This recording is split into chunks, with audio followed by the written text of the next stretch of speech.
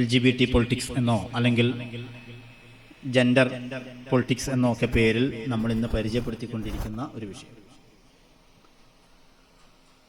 എനിക്ക് തോന്നുന്നു ഞങ്ങൾ മദ്രസയിൽ 5-ലോ 6-ാം ക്ലാസ്സിലൊക്കെ പഠിക്കുന്ന സമയത്താണ് അഖ്ലാഖിൻ്റെ കിതാബിൽ ആൺകുട്ടികൾ പെൺകുട്ടികളുടെ വേഷം ധരിക്കാൻ പാടില്ല, പെൺകുട്ടികൾ ആൺകുട്ടികളുടെ വേഷം ധരിക്കാൻ പാടില്ല, അങ്ങനെ ധരിക്കൽ ഹറാമാണ് എന്ന മസ്അല പഠിച്ചത്. പിന്നെ ദർസിലൊക്കെ പോകുമ്പോൾ അതിൻ്റെ വിശദമായ രൂപങ്ങളൊക്കെ ഉസ്താദുമാർക്ക് നമ്മൾ കേട്ട് പഠിച്ചിട്ടുണ്ട്. അന്നൊക്കെ നമുക്ക് പലപ്പോഴും തോന്നിയിട്ടുള്ളൊരു സംശയമാണ്, പുരുഷന്മാരായാലും മുട്ടുപൊക്കലിൻ്റെ ഇടയിൽ മറയണം, അത് മുണ്ടെടുക്കണോ പാൻ്റ് ഇടണോ വേറെ ഏതെങ്കിലും വേഷമാകണോ എന്നിപ്പോൾ ദീന് എന്തിനാണ് ഇങ്ങനെ കർക്കശമായിട്ട് പറയുന്നത്? സ്ത്രീകളാണെങ്കിൽ അവർ ശരീരം മുഴുവനും മറയണം, അതിനിപ്പോൾ ഏത് വേഷമായാൽ എന്താണ് എന്നൊക്കെ കുട്ടികളാകുമ്പോൾ നമുക്ക് തോന്നിയിട്ടുണ്ട്. ആണിൻ്റെ വേഷമായി അറിയപ്പെട്ട വേഷം പെണ്ണ് സ്വീകരിക്കാൻ പാടില്ലെന്നും പെണ്ണിൻ്റെ വേഷമായി അറിയപ്പെട്ട വേഷം ആണ് സ്വീകരിക്കാൻ പാടില്ല എന്നുമുള്ള നിയമത്തിനപ്പുറം വേറെയും കുറേ നിയമങ്ങൾ വസ്ത്രധാരണത്തിൻ്റെ ഭാഗമായി നമ്മൾ പഠിച്ചിട്ടുണ്ട്. വസ്ത്രം ധരിക്കുക എന്ന പേരിനൊരു വസ്ത്രം ധരിച്ചാൽ പോരാ, നമ്മുടെ ശരീരത്തിൻ്റെ നിറം വ്യക്തമാകുന്ന വസ്ത്രം ധരിക്കാൻ പാടില്ല. ശരീരത്തിൻ്റെ നിറം വ്യക്തമാകുന്ന വസ്ത്രം ധരിച്ചാൽ കുറ്റകരമാണ്. വസ്ത്രം ധരിച്ചിട്ടുണ്ടെന്ന് പറഞ്ഞിട്ട് കാര്യമില്ല.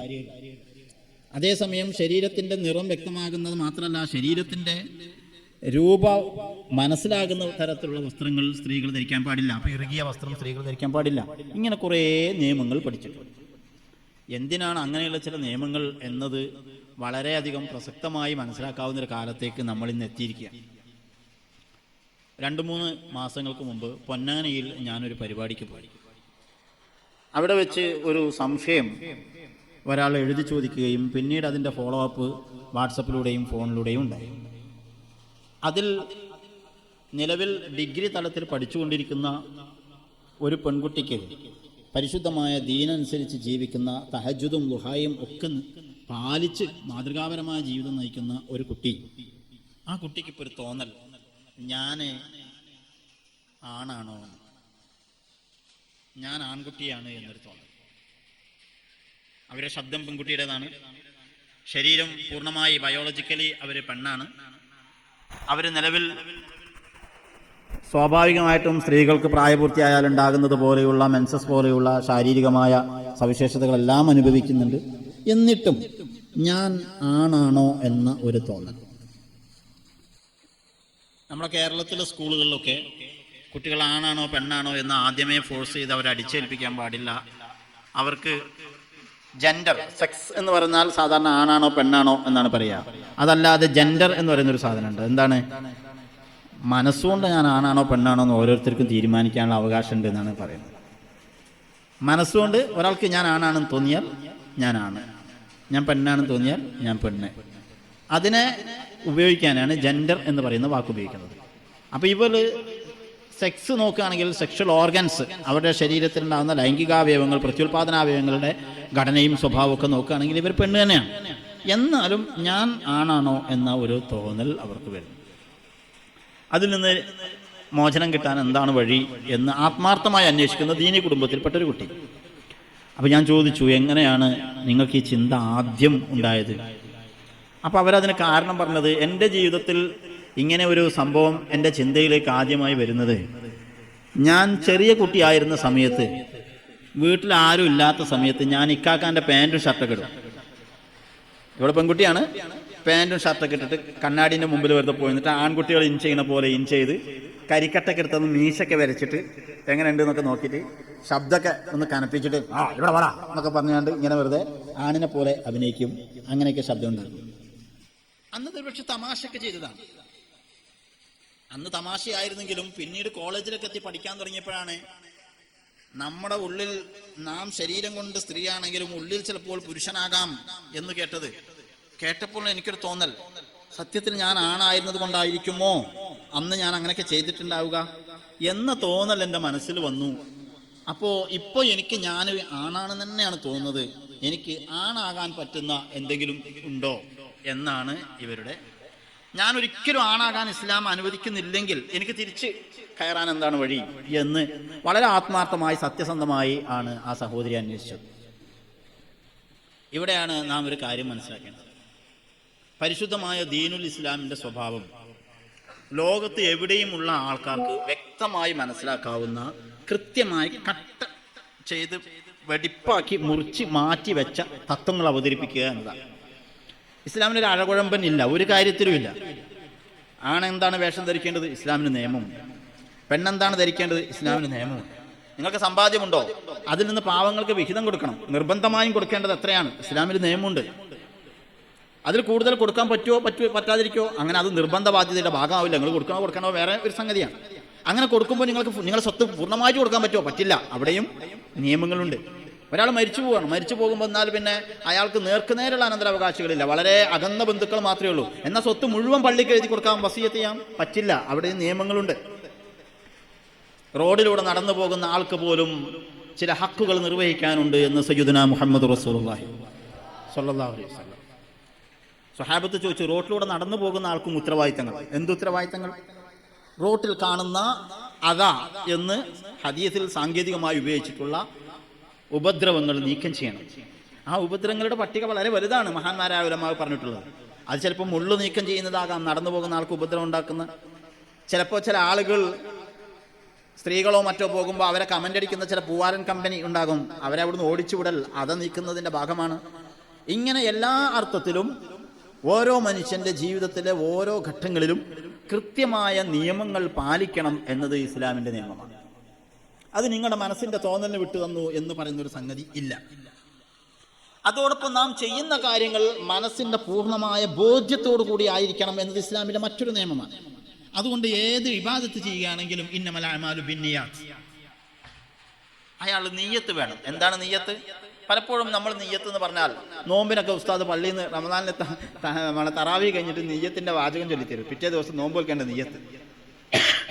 നമ്മൾ മനസ്സിലാക്കി വെച്ചിട്ടുള്ളത് നിയ്യത്ത് എന്ന് പറഞ്ഞാൽ ഇങ്ങനെ കുറേ വാക്കുകൾ ഇങ്ങനെ ഉച്ചരിക്കാൻ. അല്ല, നിങ്ങൾ വാക്ക് പറഞ്ഞാലും പറഞ്ഞില്ലെങ്കിലും നിയ്യത്ത് എന്ന് പറഞ്ഞാൽ നിങ്ങളുടെ മനസാന്നിധ്യത്തോടു കൂടി നിങ്ങൾ എടുക്കുന്ന തീരുമാനമാണ്. അപ്പോൾ ഒരു കാര്യത്തിന് ഒരു പ്രവൃത്തി ചെയ്യുമ്പോൾ ഞാനിത് ലില്ലാഹി, അള്ളാഹുവിൻ്റെ വജ്ഹിന് വേണ്ടി, അവൻ്റെ റിളക്ക് വേണ്ടി, അവൻ്റെ പൊരുത്തത്തിന് വേണ്ടി ഞാനിത് ചെയ്യുന്നു എന്ന് പൂർണ്ണമായ ബോധ്യത്തോടു കൂടി ഒരു കാര്യം ചെയ്യും. അങ്ങനെ അള്ളാഹുവിന് വേണ്ടി എന്ന പൂർണ്ണ ബോധ്യത്തോടു കൂടിയാണോ നിങ്ങൾ ഈ മജ്‌ലിസിലിരുന്നത്? അതോ നമ്മളെവിടെ തൊയ്ബയിൽ ഒരു പരിപാടി ഉണ്ട്, അവിടെ പോയി അത് വിജയിപ്പിച്ചു കൊടുത്തിട്ടുണ്ടെങ്കിൽ മോശമാണ് എന്നാണോ? നിങ്ങളുടെ സമയം പോയി, നിങ്ങളുടെ സമയം പോയി. നേരെ മറിച്ച് നിങ്ങളിവിടെ വന്നിരുന്നത് നിയ്യത്തോടു കൂടിയാണോ? ആ നിയ്യത്തുണ്ടെങ്കിൽ നിങ്ങളുടെ നിയ്യത്തിന്റെ പ്രതിഫലമുണ്ട്. നിങ്ങൾ ഇരിക്കുന്ന ഓരോ സമയത്തിനും പ്രതിഫലമുണ്ട്. ആ പ്രതിഫലത്തിന്റെ തോത് വരച്ചിടാൻ സയ്യിദുനാ റസൂലുള്ളാഹി സ്വല്ലല്ലാഹു അലൈഹി വസല്ലം തങ്ങളുടെ സദസ്സിൽ ഞങ്ങൾ എങ്ങനെയായിരുന്നു ഇരുന്നിരുന്നത് എന്ന് സ്വഹാബത്ത് രേഖപ്പെടുത്തിയിട്ടുണ്ട്. സ്വഹാബത്ത് പറയുന്നത്, നബി തങ്ങൾ സംസാരിക്കുമ്പോൾ ഞങ്ങൾ ഇങ്ങനെ മുഖത്തേക്ക് ഇങ്ങനെ നോക്കിയിരിക്കുന്ന ഇരുത്തത്തെ വർണ്ണിക്കുന്നത്, തലയിലൊരു പക്ഷി ഉണ്ടെങ്കിൽ ആ പക്ഷി പാറിപ്പോകില്ലെന്നോ. നമുക്ക് മനസ്സിലാകാൻ വേണ്ടി നമ്മളിവിടെ ഒരു കിളി ഉണ്ടെങ്കിൽ ആ കിളി പാറിപ്പോകാൻ എന്താ ചെയ്യേണ്ടത് നമ്മൾ ആലോചിച്ചാൽ മതി. ഒന്നിങ്ങനെ അടിയാൽ മതി അല്ലേ, വേറെ ഒന്നും ചെയ്യാനില്ല. അത്ര ശ്രദ്ധയോടുകൂടി അവർ ആ മജ്‌ലിസിലിരുന്നു. എന്തേ കാരണം?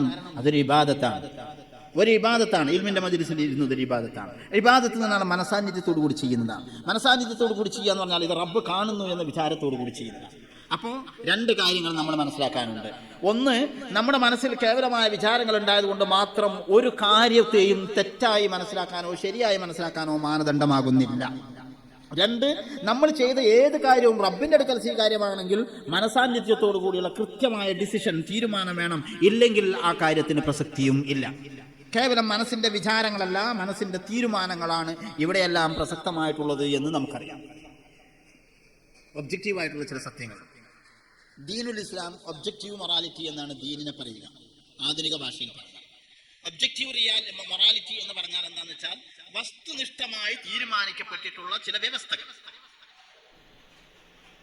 ആ വസ്തുനിഷ്ഠമായ തീരുമാനങ്ങളുടെ പരിധി വിട്ട് നമ്മൾ അങ്ങോട്ടോ ഇങ്ങോട്ടോ പോയാൽ അത് ദീനനുസരിക്കൽ അല്ല. റസൂലുള്ളാഹി സ്വല്ലല്ലാഹു അലൈഹി വസല്ലം തങ്ങളുടെ കൂടെ ഒരു യാത്രയിൽ കുറെ സ്വഹാബത്ത് കൂടി, തീക്ഷ്ണമായ വെയിലുള്ള യാത്ര. ചില ആളുകൾ പറയുന്നത് ആ സംഭവം തബൂക്കിലേക്കുള്ള യാത്രയിലാണ് ഉണ്ടായത് എന്നാണ്. മദീനയിൽ നിന്ന് 900 കിലോമീറ്റർ സഞ്ചരിച്ച് വേണം തബൂക്കിലേക്ക് എത്താൻ. തീക്ഷ്ണമായ വെയിലുള്ളൊരു ഒരു കാലത്താണ് തബൂക്കിലേക്കുള്ള യാത്ര ഉണ്ടാകുന്നത്. മദീനയിൽ രൂക്ഷമായ വരൾച്ചയാണ്, കൃഷിയെല്ലാം നശിച്ചുപോയി. ഷാമിലേക്ക് കച്ചവടത്തിന് പോയിരുന്ന യാത്രാ സംഘങ്ങൾ വരൾച്ച കാരണം യാത്ര തുടരാൻ കഴിയാതെ യാത്ര മുടങ്ങിപ്പോയിട്ട് അവിടുന്ന് ഇങ്ങോട്ട് വിഭവങ്ങൾ വരാതിരിക്കുന്ന ഒരു കാലമാണ്. റസൂലുള്ളാഹി സ്വല്ലല്ലാഹു അലൈഹി വസല്ലം തങ്ങൾ രാവും പകലും വിശ്രമമില്ലാതെ യാത്ര ചെയ്യുന്ന ശീലമുള്ള നബി സല്ലല്ലാഹു അലൈഹി വസല്ലം തങ്ങൾ പകലിൽ ദീർഘസമയം വിശ്രമിക്കുകയും രാത്രി യാത്ര തുടരുകയും ചെയ്തിട്ടുള്ള യാത്രയാണ് തബൂക്കിലേക്കുള്ള യാത്ര. ആ യാത്ര കംപ്ലീറ്റ് ചെയ്തത് 16 ദിവസങ്ങളെ കൊണ്ടാണ്. അത് പിൽക്കാലത്ത് ഉലമാക്കൾ സ്ഥിരീകരിച്ചത് ആ യാത്രയിൽ റസൂലുള്ളാഹി തങ്ങൾ യാത്രയിൽ വിശ്രമിച്ച സ്ഥലങ്ങളിലെല്ലാം ഉമവിയ്യ ഭരണകാലഘട്ടത്തിൽ പള്ളികൾ നിർമ്മിക്കപ്പെട്ടു. ആ പള്ളികളുടെ എണ്ണം 16ആണ്. അത് നോക്കിയിട്ടാണ് 16 ദിവസം തുടർച്ചയായി യാത്ര ചെയ്ത് 20 ദിവസം തബൂക്കിൽ തങ്ങി പിന്നെ അവിടുന്ന് വീണ്ടും റമദാനിൽ മദീനത്ത് തിരിച്ചെത്തുന്നത് വരെയുള്ള ഈ ദീർഘമായ യാത്ര നടക്കുന്നത്. റമദാനിലാണ് മദീനത്തേക്ക് തിരിച്ചെത്തുന്നത്. ഈ യാത്രയിൽ പലരും ക്ഷീണിച്ചിട്ടുണ്ട് എന്ന് നബി സല്ലല്ലാഹു അലൈഹി വസല്ലം തങ്ങൾക്ക് മനസ്സിലായപ്പോൾ നബി തങ്ങൾ പറഞ്ഞു, നമ്മൾ യാത്രയിലാണ്, അതുകൊണ്ട് നോമ്പ് നിർബന്ധമില്ല, നോമ്പ് മുറിക്കണമെന്ന്. അപ്പൊ ചില ആളുകൾ എനിക്കതിന് സാധിക്കുമല്ലോ, എനിക്ക് ആരോഗ്യത്തിന് ഇപ്പൊ പ്രശ്നമൊന്നുമില്ല എന്ന നിലക്ക് എന്ത് ചെയ്തില്ല, നോമ്പ് മുറിച്ചില്ല. അതറിഞ്ഞപ്പോൾ റസൂലുള്ളാഹി സ്വല്ലല്ലാഹു അലൈഹി വസല്ലം തങ്ങൾ ശാസിക്കുന്ന സ്വരത്തിൽ അവരോട് ദേഷ്യപ്പെടുന്ന വിധത്തിലാണ് സംസാരിച്ചത്. ആ അറബി അൽഫാദുകളൊക്കെ ഉദ്ധരിച്ചാൽ ഇത്രയും രൂക്ഷമായി നബി സല്ലല്ലാഹു അലൈഹി വസല്ലം തങ്ങൾ സംസാരിക്കുമോ എന്ന് നമുക്ക് തോന്നിപ്പോകും. അത്രയും ഗൗരവത്തിലാണ് റസൂലുള്ളാഹി തങ്ങൾ അവിടെ പറഞ്ഞത്. അപ്പൊ ഇബാദത്ത് ചെയ്യുന്ന കാര്യത്തിൽ പോലും നമ്മൾ ദീൻ അനുസരിക്കുക എന്ന് പറഞ്ഞാൽ അതിന്റെ അർത്ഥം ദാന, കീഴ്പ്പെട്ടു എന്നാണ്. ഇസ്ലാം എന്ന് പറഞ്ഞതിന്റെ അർത്ഥം വിധേയപ്പെടുക, അസ്ലമ, അതിനെ വണങ്ങി അനുസരിച്ചു വിധേയപ്പെട്ടു എന്നാണ്. അപ്പൊ ദീനുൽ ഇസ്ലാം എന്ന് പറഞ്ഞാൽ എല്ലാ അർത്ഥത്തിലും അള്ളാഹു പഠിപ്പിച്ച നിയമത്തിന് വിധേയപ്പെടുക എന്നതാണ്. അവിടെ പിന്നെ അഴകുഴമ്പൻ ഇല്ല. അതുകൊണ്ട് അത് ഒബ്ജക്റ്റീവാണ്. ഇന്ന് ചില ആളുകൾ പറഞ്ഞുകൊണ്ടിരിക്കുന്നത് my body is my choice. എന്റെ ശരീരമല്ലേ, എന്റെ ശരീരം എന്തെടുക്കണമെന്ന് നിങ്ങൾ എന്നെ പഠിപ്പിക്കണ്ട. ലോകത്തെല്ലായിടത്തും ഇന്ന് ലിബറലിസം മുന്നോട്ട് വെച്ചുകൊണ്ടിരിക്കുന്ന ആശയം ഉദാരതാവാദം എന്ന പേരിൽ അല്ലെങ്കിൽ മാനവികതാവാദം എന്ന പേരിൽ ഇന്ന് പ്രചരിപ്പിച്ചു കൊണ്ടിരിക്കുന്ന ഒരു ആശയം, എന്റെ ബോഡി, എന്റെ ശരീരം അതെങ്ങനെ കൊണ്ടുനടക്കണമെന്ന് നിങ്ങൾ തീരുമാനിക്കണം, ഞാൻ തീരുമാനിച്ചോളാം. അതുകൊണ്ട് ഞാൻ നഖം വെട്ടേണ്ടത് എങ്ങനെയാണ്, നിങ്ങളൊന്ന് ആലോചിച്ച് നോക്ക്. നമ്മളെല്ലാവരും നഖം വെട്ടു, മതം വ്യത്യാസമില്ലാതെ ജാതിമത ഭേദമന്യേ എല്ലാവരും നഖം വെട്ടു. പക്ഷെ മുസ്ലിമിന് നഖം വെട്ടാൻ പ്രത്യേകമായ തത്വമാണ്. റസൂലുള്ളാഹി തങ്ങൾ എങ്ങനെയാണോ വെട്ടിയത് അതുപോലെ തന്നെ വെട്ടുക എന്നുള്ള സുന്നത്ത്, അവിടെയും അള്ളാഹുവിന്റെ റസൂൽ പഠിപ്പിച്ചെന്ന മാതൃക പിൻപറ്റുക എന്ന് പറഞ്ഞ സുന്നത്ത്. ഞാൻ നഖം വെട്ടുക ചെയ്തോട്ടെ, നീ അതിൽ ഇടപെടണ്ട. ഞാൻ ട്രൗസർ ഇടാതിരിക്കുക ചെയ്തോട്ടെ, അതിന് നിനക്കെന്താ പ്രശ്നം? ഞാൻ മുടി നീട്ടാതിരിക്കുക ചെയ്യുന്നു, നിനക്കെന്താ പ്രശ്നം? ഞാൻ താടി വടിക്കാതിരിക്കുക ചെയ്യുന്നു, നിനക്കെന്താ പ്രശ്നം എന്ന് ചോദിച്ച് തുടങ്ങിയിരുന്ന ആ ഉദാരതാവാദം ഇന്ന് പരിധി വിട്ടിട്ട് ഞാൻ ആണാകുക പെണ്ണാകുക ചെയ്തോട്ടെ, അതിന് നിനക്കെന്താ പ്രശ്നം? ഞാൻ ആണിന്റെ വേഷം ധരിക്കുക പെണ്ണിന്റെ വേഷം ധരിച്ചോട്ടെ, അതിന് നിനക്കെന്താ പ്രശ്നം? ഇവിടെ എത്തി നിൽക്കുകയാണ്. ഇന്ന് ലിബറലിസം ലോകത്ത് സംഭാവന ചെയ്തുകൊണ്ടിരിക്കുന്ന സാംസ്കാരികമായ അപച്യുതിയുടെ വലിപ്പം മനസ്സിലാക്കണമെങ്കിൽ ഇതുകൊണ്ട് എന്താണ് നേട്ടം ചില ആളുകൾ കൊയ്യുന്നത് എന്ന് മനസ്സിലാക്കിയാൽ മാത്രം മതി. ഞാനതിലേക്ക് വഴിയെ വരാം. ജെൻഡർ എന്ന് പറയുന്ന, അല്ലെങ്കിൽ നിങ്ങൾ ആണാണോ പെണ്ണാണോ എന്ന് നിങ്ങളുടെ ശരീരം പറഞ്ഞതല്ലാതെ നിങ്ങളുടെ മനസ്സ് രൂപപ്പെടുത്തുന്ന ഒരു ആശയലോകമുണ്ട്. അതാണ് നിങ്ങൾ ആണാണോ പെണ്ണാണോ തീരുമാനിക്കുന്നത് എന്ന് സ്കൂളിൽ എഡ്യൂക്കേറ്റ് ചെയ്യണം എന്ന് പറയുന്ന ഒരു വിദ്യാഭ്യാസ സമ്പ്രദായമുള്ള കാലത്ത് നിന്ന് ഞാനും നിങ്ങൾ ചിന്തിച്ചു നോക്കുക, എങ്ങനെയാണ് നമുക്കൊരു കാര്യത്തിൽ തീരുമാനം എടുക്കാൻ കഴിയുക? ഈ വിഷയം പറയുമ്പോൾ സാധാരണ പറയുന്നൊരു സാധനമുണ്ട്, LGBTQIA+. എൽ എന്ന് പറഞ്ഞാൽ, ഞാൻ ചുരുക്കി പറയാം, എൽ എന്ന് പറഞ്ഞാൽ ചില പെൺകുട്ടികൾക്ക് തോന്നുകയാണ് എൻ്റെ ലൈംഗിക ശയനം എൻ്റെ കൂടെ കിടക്കേണ്ടത് ഒരാണല്ല പെണ്ണ്.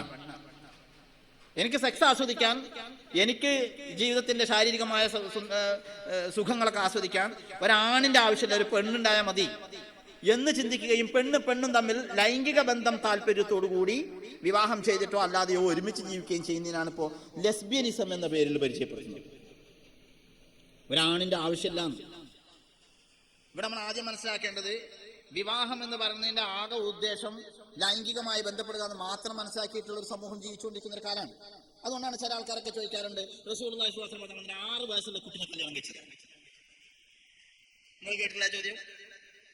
എന്ത് വലിയ മോശത്തരാണെന്ന് കാണിക്കാൻ വേണ്ടിയിട്ട് കാർട്ടൂൺ വരച്ചു കൊടുക്കും. പ്രായമുള്ള ഒരാളുടെ ചിത്രവും ഒരു ചെറിയ കുട്ടിന്റെ ചിത്രവും. എന്നിട്ട് ഇവർ ഉദ്ദേശിക്കുന്നത് ആരാണ്? ഏറ്റവും ഉദാത്തമായ സ്വഭാവ മാതൃകയുടെ ഒരു മനുഷ്യരൂപമാണ് അങ്ങ് എന്ന് പഠിപ്പിച്ച ഹബീബ തങ്ങളെയും ബഹുമാനപ്പെട്ട സയ്യിദത്തുനാ ആയിഷ റളിയല്ലാഹു അൻഹയെയും ചിത്രീകരിക്കാനാണ് കാർട്ടൂൺ വരക്കുന്നത്.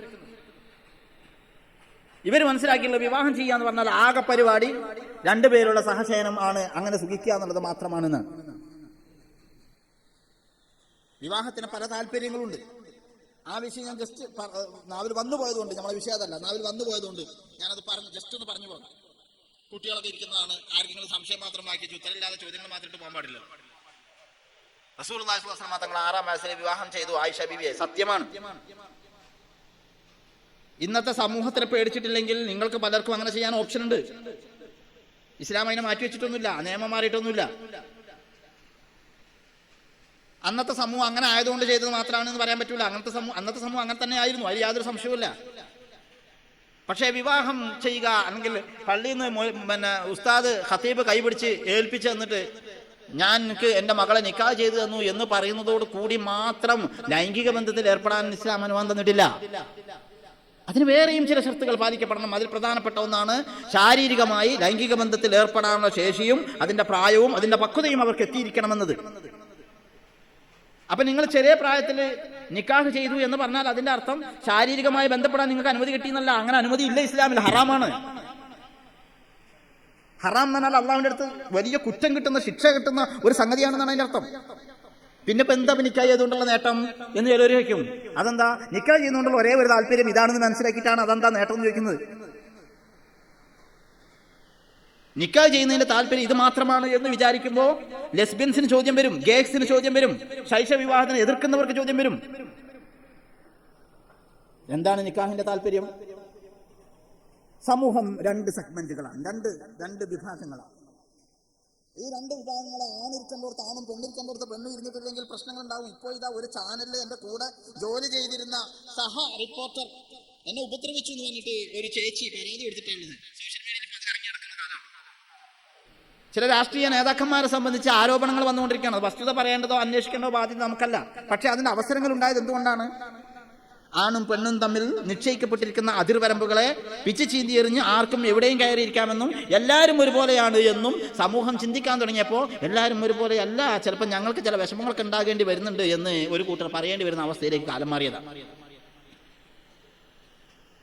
എന്നെ ഒരു പെണ്ണ് ബലാത്സംഗം ചെയ്തു, എന്നെ കുറെ പെണ്ണുങ്ങൾ കൂടിയിട്ട് ബലാത്സംഗം ചെയ്തു, ഒരു പുരുഷനും പരാതി പറയുന്നില്ല. എവിടെയെങ്കിലും കണ്ടോ നിങ്ങൾ കുറെ പെണ്ണുങ്ങൾ കൂടിയിട്ട് എന്നെ ബലാത്സംഗം ചെയ്തു എന്ന് പറഞ്ഞിട്ട് ഒരു ആണിന്റെ പരാതി ഇല്ല. നേരെ മറിച്ച് എന്നെ ചില പുരുഷന്മാർ ഉപദ്രവിച്ചു എന്ന് പറഞ്ഞ് കുറെ പെണ്ണുങ്ങൾ പരാതി പറയുന്നു. അതിന്റെ അർത്ഥം എന്താ? അത് ഉൾക്കൊള്ളാൻ പറ്റുന്ന, ഒന്നിലേറെ പുരുഷന്മാരുമായി ബന്ധപ്പെടാൻ പറ്റുന്ന ഒരു മാനസികാവസ്ഥയിലല്ല സ്ത്രീകളെ അള്ളാഹു തആല പഠിച്ചിട്ടുള്ളത് എന്നതാണ്. അതവർക്ക് ഓട്ടോമാറ്റിക്കലി അവർ എത്ര ഉഭയസമ്മതത്തോടു കൂടി ചെയ്താണെങ്കിലും അവരുടെ മനസ്സിനെ പ്രതികരിച്ചുകൊണ്ടിരിക്കും. ഒരു സമയം വരുമ്പോൾ അവരത് വിളിച്ചു പോകുന്നു, ഞങ്ങൾക്ക് സംരക്ഷണം ആവശ്യമുണ്ടെന്ന് പറയുന്നു, ഞങ്ങളോട് അപമാന്യമായിട്ട് പെരുമാറി എന്ന് പറയുന്നു. ഇത് ആണും പെണ്ണും തമ്മിലുള്ള വൈചാത്യമാണ്. ആ വൈചാത്യം ഒരു സമൂഹത്തിൽ നിലനിൽക്കുമ്പോൾ അത് പാലിച്ചുകൊണ്ട് ഇസ്ലാമിക ദഅവത്ത് നിർവഹിക്കേണ്ട ഒരു വ്യക്തി എന്ത് ചെയ്യണം? സയ്യിദുനാ മുഹമ്മദ് റസൂലുള്ളാഹി സ്വല്ലല്ലാഹു അലൈഹി വസല്ലം പുരുഷനാണ്. ഒരു പുരുഷനായ പ്രവാചകന് ആണും പെണ്ണും തമ്മിലുള്ള ഇടപെടലുകൾക്ക് നിയന്ത്രണം ആവശ്യമുണ്ട് എന്ന് പഠിപ്പിച്ച ഒരു പ്രവാചകന്, ആണും പെണ്ണും തമ്മിൽ എപ്പോഴും ഇടപഴകാൻ പാടില്ല, അതിന് ചില അതിർവരമ്പുകൾ പാലിച്ചേ പറ്റൂ എന്ന് നിരന്തരം പ്രസംഗിച്ചുകൊണ്ടിരിക്കുന്ന ഒരാൾക്ക് സ്ത്രീകളുമായി ബന്ധപ്പെട്ട മസ്അലകൾ പറയാൻ, പഠിപ്പിക്കാൻ സ്വാഭാവികമായും കുറെ നിയന്ത്രണങ്ങൾ ബാധകമാണ്. ആ നിയന്ത്രണങ്ങൾ ബാധകമാണെന്ന് മാത്രമല്ല, ലോകത്തെ ഏറ്റവും വലിയ ധാർമ്മികമായ ലജ്ജ ഉള്ള ആൾ സയ്യിദുനാ മുഹമ്മദ് റസൂലുള്ളാഹി സ്വല്ലല്ലാഹു അലൈഹി വസല്ലം തങ്ങളാണ്. ഉളുപ്പില്ലാതെ എന്തെങ്കിലും പറയുന്ന ശീലം നബി തങ്ങൾക്കില്ല. ഹയാ എന്ന് പറയുന്നത് ഒരു സൽസ്വഭാവമാണ്. അതുള്ള നബി സല്ലല്ലാഹു അലൈഹി വസല്ലം തങ്ങൾക്ക് ചിലപ്പോൾ സ്ത്രീകളുമായി ബന്ധപ്പെട്ട മസ്അലകൾ തന്റെ കൂടെ ജീവിക്കുന്ന ഭാര്യമാരോട് പറയുന്ന അത്ര സ്വാതന്ത്ര്യത്തോടുകൂടി മറ്റുള്ളവരോട് പറയാൻ കഴിയില്ല. അതിന് നിയന്ത്രണങ്ങൾ ഉണ്ടാകും. അപ്പൊ പിന്നെ അവർക്ക് ഈ മസല ആര് പറഞ്ഞു കൊടുക്കും? ഇസ്ലാം ആണുങ്ങൾക്ക് മാത്രമുള്ളതാ? ഇസ്ലാം പുരുഷന്മാർക്ക് മാത്രമുള്ളതാ? സ്ത്രീകളുടെ ഇടയിൽ ആരാണ് എഡ്യൂക്കേറ്റ് ചെയ്യേണ്ടത്? ഇന്ന് ജീവിച്ചിരിക്കുന്ന സ്ത്രീകൾക്ക് ആരാണ് എഡ്യൂക്കേഷൻ കൊടുക്കേണ്ടത്? നമ്മുടെ ഭാര്യമാർ, നമ്മുടെ പെങ്ങന്മാർ. നമ്മളൊക്കെ വീട്ടിൽ നമ്മുടെ ഉമ്മമാർ ദീന് പഠിച്ചവരാകണം. എൻ്റെ ഭാര്യ ദീൻ പഠിച്ചിരിക്കണം, എൻ്റെ സഹോദരി ദീൻ പഠിച്ചിരിക്കണം, എൻ്റെ മകൾ ദീൻ പഠിച്ചിരിക്കണം. അത് പറഞ്ഞു കൊടുക്കാൻ ഇപ്പോഴത്തെ തലമുറക്ക് ഉൾക്കൊള്ളാൻ ആവശ്യമായ ഭൗതിക വിജ്ഞാനം അതും അവർ പഠിച്ചിരിക്കണം. അതെന്തിനാണ്? ആണും പെണ്ണും ഇടകലർന്നിട്ടുണ്ടാകുന്ന ഭവിഷ്യത്തുകളില്ലാതിരിക്കാൻ ഇവരിലേക്ക് ദീന് ശരിയായ രീതിയിൽ പ്രചരിപ്പിക്കപ്പെടണം. അവർക്ക് ശരിയായ വിജ്ഞാനം കൊടുക്കണം. അതിന് എൻ്റെ ഭാര്യയെ എഡ്യൂക്കേറ്റ് ചെയ്യാൻ ഒരു അന്യപുരുഷനെ ഞാൻ ഏൽപ്പിക്കുകയല്ല വേണ്ടത്, ഞാൻ പഠിപ്പിച്ചു കൊടുക്കാൻ ഞാൻ യോഗ്യത നേടണം. അതുകൊണ്ട് ഉമ്മഹാത്തുൽ മുഅ്മിനീനോട് യാ നിസാ അൻ നബി എന്ന് വിളിച്ചുകൊണ്ട് തന്നെ ഉമ്മഹാത്തുൽ മുഅ്മിനീനെ സംബോധന ചെയ്തുകൊണ്ട് പരിശുദ്ധമായ ഖുർആൻ നബി തങ്ങളുടെ ഭാര്യമാരോട് ഓർമ്മപ്പെടുത്തി വദ്കുർന മാ തുത്ലാ ഫീ ബുയൂതികുന്ന മിൻ ആയാത്തില്ലാ. അങ്ങനല്ലേ ആയത്ത് അല്ലേ? നിങ്ങളുടെ വീടുകളിൽ പാരായണം ചെയ്യപ്പെടുന്ന ഖുർആനിന്റെ ആയത്ത് നിങ്ങൾ ഓർമ്മിച്ചു വെക്കണം. ഉദ്കുർന എന്ന് പറയുന്ന ആയത്തിന് രണ്ടർത്ഥമുണ്ട്. ഒന്ന്, നിങ്ങൾ ഓർമ്മിച്ചു വെക്കണം. ഇത് ബൈത്തുൻ നുബുവത്ത് ആണ്. അല്ലാഹുവിൽ നിന്ന് വഹി ഇറങ്ങിക്കൊണ്ടിരിക്കുന്ന വീടാണ്. എന്താണ് ഇസ്ലാമിന്റെ നിയമമെന്ന് പഠിപ്പിച്ചുകൊണ്ടിരിക്കുകയാണ്. ആ പഠിപ്പിച്ചുകൊണ്ടിരിക്കുന്ന വീട്ടിൽ നിന്ന് നിങ്ങൾ പഠിച്ചുകൊണ്ടിരിക്കുന്ന ആശയങ്ങൾ എന്താണോ ലോകത്തിന്റെ പ്രവാചകൻ റസൂലുള്ളാഹി തങ്ങൾ പഠിപ്പിച്ചത്, അത് അതുപോലെ നിങ്ങൾ ഓർമ്മിച്ചു വെക്കണം. ഓർമ്മിച്ചു വെച്ചാൽ മാത്രം പോരാ. വദ്കുർന, ഖുർആൻ കുറഞ്ഞ വാക്കിൽ കുറെ കാര്യങ്ങൾ പറയുന്നതാണ്. വദ്കുർന എന്ന് പറയുന്നതിന്റെ രണ്ടാമത്തെ അർത്ഥം നിങ്ങളത് പറഞ്ഞു കൊടുക്കണം. ആരോടാ പറഞ്ഞു കൊടുക്കേണ്ടത്? പുരുഷൻ വന്ന് ദർശെടുക്കുകയല്ല, പുരുഷൻ പെണ്ണിന് ദർശെടുക്കണം. അല്ല, പുരുഷൻ പുരുഷനോടും സ്ത്രീയോടും ദർശെടുക്കണം. അപ്പോ സ്ത്രീകളായ ആളുകൾ വന്നാൽ അവർക്ക് കൊടുക്കേണ്ട വിദ്യാഭ്യാസം കൊടുക്കേണ്ട കാര്യം ഇവരുടെ ഉത്തരവാദിത്തമാണ്. അത് ഉമ്മഹാത്തുൽ മുഅ്മിനീൻ നിർവഹിക്കണം. ഉമ്മഹാത്തുൽ മുഅ്മിനീൻ നിർവഹിക്കണമെങ്കിൽ പഠിക്കാൻ സൗകര്യം വേണം. പഠിക്കാൻ ഏതെങ്കിലും ബുദ്ധൂസിനെ കിട്ടിയിട്ട് കാര്യമുണ്ടോ? നല്ല ബുദ്ധിയുള്ള ആൾക്കാരെ കിട്ടണ്ടേ? അതുകൊണ്ട് റസൂലുള്ളാഹി സ്വല്ലല്ലാഹു അലൈഹി വസല്ലം തങ്ങൾക്ക് ബുദ്ധിമതിയായ സയ്യിദത്തുനാ ആയിഷ റളിയല്ലാഹു അൻഹയെ വിദ്യാഭ്യാസം ചെയ്യേണ്ട പ്രായം മുഴുവനും അവിടുത്തെ ഇണയാക്കിയിട്ട് അല്ലാഹു തആല നിശ്ചയിച്ചു കൊടുത്തു. ഒരാൾ വിവാഹം ചെയ്താൽ, എൻ്റെ ഭാര്യയെ ഞാൻ വിവാഹം ചെയ്താൽ എൻ്റെ ഭാര്യൻ്റെ അടുത്തേക്ക് കയറിപ്പോകാൻ എനിക്ക് നിയന്ത്രണങ്ങളില്ല. ഇന്നലെ വരെ അവളെ എനിക്ക് കാണാൻ പാടില്ല, അവളോട് എനിക്ക് സംസാരിക്കാൻ പാടില്ല, നിയന്ത്രണങ്ങളുണ്ട്. ഇന്ന് എനിക്ക് അങ്ങനെയല്ല. ഞാൻ നിക്കാഹ് ചെയ്തതോടുകൂടി എനിക്ക് അവരുടെ അടുത്ത് പോയിരിക്കാം, അവരോട് സംസാരിക്കാം. അവരുടെ വ്യക്തിപരവും അവരുടെ ദീനീപരവുമായിട്ടുള്ള അവരുടെ എല്ലാ വിഷയങ്ങളും എനിക്ക് കേൾക്കുകയും അതിന്റെ പരിഹാരങ്ങൾ പറഞ്ഞു കൊടുക്കുകയും നിർദ്ദേശിക്കുകയും ചെയ്യാം. എന്ന് മാത്രമല്ല, അവരെ വിദ്യാഭ്യാസം കൊടുക്കേണ്ട ബാധ്യത എന്റേതാണ്. അവർക്ക് ദീനി വിദ്യാഭ്യാസം കൊടുക്കേണ്ടതും അവന് ചെലവിന് കൊടുക്കേണ്ടതും എന്റേതാണ്. അപ്പോ ശാരീരിക പ്രായപൂർത്തി എത്തിയിട്ടില്ലാത്ത ഒരു പെൺകുട്ടിയെ ഒരു മുസ്ലിമായ ഒരു മനുഷ്യൻ വിവാഹം ചെയ്യുന്നതോടുകൂടി ഉണ്ടാകുന്ന സംഗതി എന്താണ്? ആ കുട്ടിയുടെ ഉപ്പാക്ക് അല്ലെങ്കിൽ ആ കുട്ടിയുടെ രക്ഷിതാവിന് ഇതുവരെ ഉണ്ടായിരുന്ന മുഴുവൻ ബാധ്യതകളും ഈ രക്ഷിതാവായി ഇദ്ദേഹത്തിൻ്റെതായി മാറുകയാണ്. ഇനി അവർക്ക് ദീനിയായ വിദ്യാഭ്യാസം കൊടുക്കേണ്ട ചെലവും ബാധ്യതയും ഈ വിവാഹം ചെയ്ത ആളുടേതാണ്. അങ്ങനെ മദ്രസത്തുർ റസൂലിലെ വിദ്യാർത്ഥിനിയായി ബഹുമാനപ്പെട്ട സയ്യിദത്തുനാ ആയിഷ റളിയല്ലാഹു അൻഹ 3 വർഷം പഠിച്ചതിന്റെ ശേഷമാണ് അവരുടെ ദാമ്പത്യ ജീവിതത്തിലെ സാധാരണയുള്ള സഹശയനം തുടങ്ങുന്നത്. അവിടത്തേക്ക് ശാരീരികമായ പ്രായപൂർത്തിയായതിനു ശേഷമാണ് എന്ന് ഹദീസുകളിൽ നമുക്ക് കാണാൻ കഴിയും. അതിന്റെ നേട്ടം എന്താണെന്നറിയാം നിങ്ങൾക്ക്? നബി സല്ലല്ലാഹു അലൈഹി വസല്ലം തങ്ങളുടെ വളരെ ചെറുപ്പത്തിലെ ഉസ്താദിന് സീറ്റ് കൊടുക്കും, ആ പക്കത്തുള്ള ആളാണ് കയറി എന്ന് കൊടുത്താൽ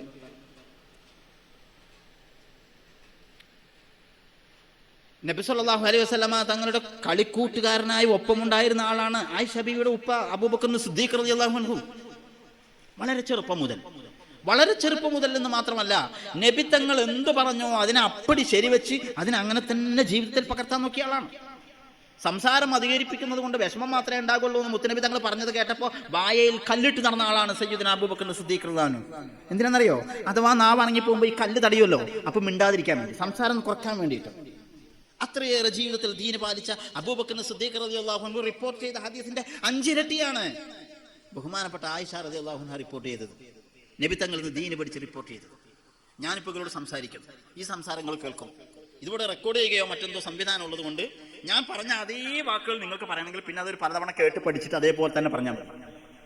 എൻ്റെ ഉസ്താദ് സംസാരിക്കുന്ന അതേ വാക്കുകൾ, ഒരുപക്ഷെ മസാല എനിക്ക് ഓർമ്മയുണ്ടാകും, അതേ വാക്കുകൾ എനിക്ക് ഓർമ്മ ഉണ്ടാകുക എന്നാണ് അപൂർവം സംഭവങ്ങൾ നമ്മൾ എന്തോ കാരണത്താൽ നോട്ട് ചെയ്തതായിരിക്കും. ഇവിടെ ഉസ്താദ് ഇങ്ങനെയാണ് അർത്ഥം വെച്ചത്. ഉദാഹരണത്തിന് തസാഖത എന്ന വാക്ക് വന്നപ്പോൾ ഞങ്ങൾ ഉസ്താദ് അർത്ഥം വെച്ച് പൊളിഞ്ഞിട്ട് വീണു എന്നാണ്.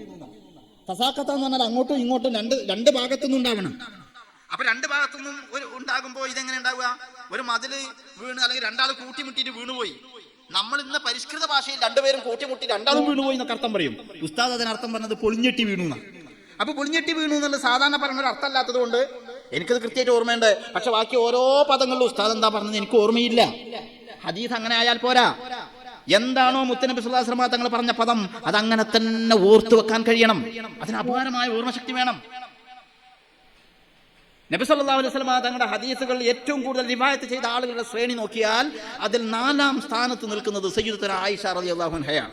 2210 ഹദീസുകൾ മഹദി മുത്തനബി തങ്ങൾ എന്താണോ പറഞ്ഞത് അതേ അൽഫാദുകൾ അപ്പടി ഓർത്തെടുത്ത് പറഞ്ഞ് റിപ്പോർട്ട് ചെയ്തു. ഒന്ന് ആലോചിച്ച് നോക്ക്. അഞ്ചാം സ്ഥാനത്തുള്ളത് ഖുർആൻ വ്യാഖ്യാതാക്കളുടെ നേതാവ് എന്ന് പറയുന്ന റഈസുൽ മുഫസ്സിരീൻ അബ്ദുല്ലാഹി ഇബ്നു അബ്ബാസ് തങ്ങളാണ്. അദ്ദേഹം റിപ്പോർട്ട് ചെയ്തതിനേക്കാൾ 550 ഹദീസ് കൂടുതലാണ് ആയിഷ ബീവിയുടേത് എന്ന് പറയുമ്പോൾ നമ്മൾ മനസ്സിലാക്കണം, അവിടുത്തെ തിരുഭവനത്തിൽ 6ാമത്തെ വയസ്സ് മുതൽ 18ാമത്തെ വയസ്സ് വരെ മുത്തുനബി തങ്ങളുടെ കൂടെ ബുദ്ധിമതിയായ ആ ഭാര്യ കൂടെ ഉണ്ടായപ്പോൾ പരിശുദ്ധമായ ദീനുൽ ഇസ്ലാമിന്റെ ഒരു വലിയൊരു ഭാഗം അവർ പഠിച്ചെടുത്ത് ഇവിടെ നിലനിർത്തുകയാണ് ചെയ്തത്. അപ്പോ വിവാഹം ചെയ്യുക എന്ന് പറയുന്നത് ഇസ്ലാമിൽ വളരെ പ്രധാനപ്പെട്ട ഒരു ഉത്തരവാദിത്തമാണ്. ആ ഉത്തരവാദിത്തത്തിന്റെ താല്പര്യം കേവലം ലൈംഗിക ബന്ധമല്ല, ഒരുപാട് കാര്യങ്ങളുടെ സംരക്ഷണം. പരിശുദ്ധമായ ദീനുൽ ഇസ്ലാമിന്റെ മസ്അലകൾ ചർച്ച ചെയ്യുമ്പോൾ നമ്മുടെ മഹാന്മാരായ ഉലമാക്കൾ, ഇമാം ഗസാലി തങ്ങളെ പോലെയുള്ള മഹത്തുക്കൾ മൊത്തത്തിൽ ദീനുൽ ഇസ്ലാം ആവിഷ്കരിച്ചിട്ടുള്ള ശർഈയായ നിയമങ്ങളുടെ പൊതു സവിശേഷതകൾ വിലയിരുത്തിയിട്ട് മഖാസിദുകൾ എന്ന് പറഞ്ഞ് 5 കാര്യങ്ങൾ പഠിപ്പിച്ചിട്ടുണ്ട്. ആ 5 കാര്യങ്ങൾ, ഒന്നാമത്, നമ്മൾ ഏത് മസ്അല എടുത്തു നോക്കിയാലും ഈ 5-ാമൊരു പരിധിയിൽ അത് വരും എന്നത് ഒരു പൊതു സത്യമാണ്. മഖാസിദുശ് ശരീഅ എന്ന് പറഞ്ഞ 5 കാര്യങ്ങൾ. ഒന്നാമത് ഹിഫ്ളുൽ മാൽ, സമ്പാദ്യം, നമ്മുടെ സ്വത്ത്, അതിന്റെ സുരക്ഷിതത്വം. അപ്പൊ പിന്നെ മോഷ്ടിക്കാൻ പാടില്ല, പലിശ കൊടുക്കാനോ വാങ്ങാനോ പാടില്ല, അതിനെ സഹായിക്കാൻ പാടില്ല, അതേപോലെ അന്യായമായി എടുത്തുകൊണ്ടാകാൻ പാടില്ല, ഒരാൾക്ക് അർഹതപ്പെട്ടത് തടഞ്ഞു വെക്കാൻ പാടില്ല.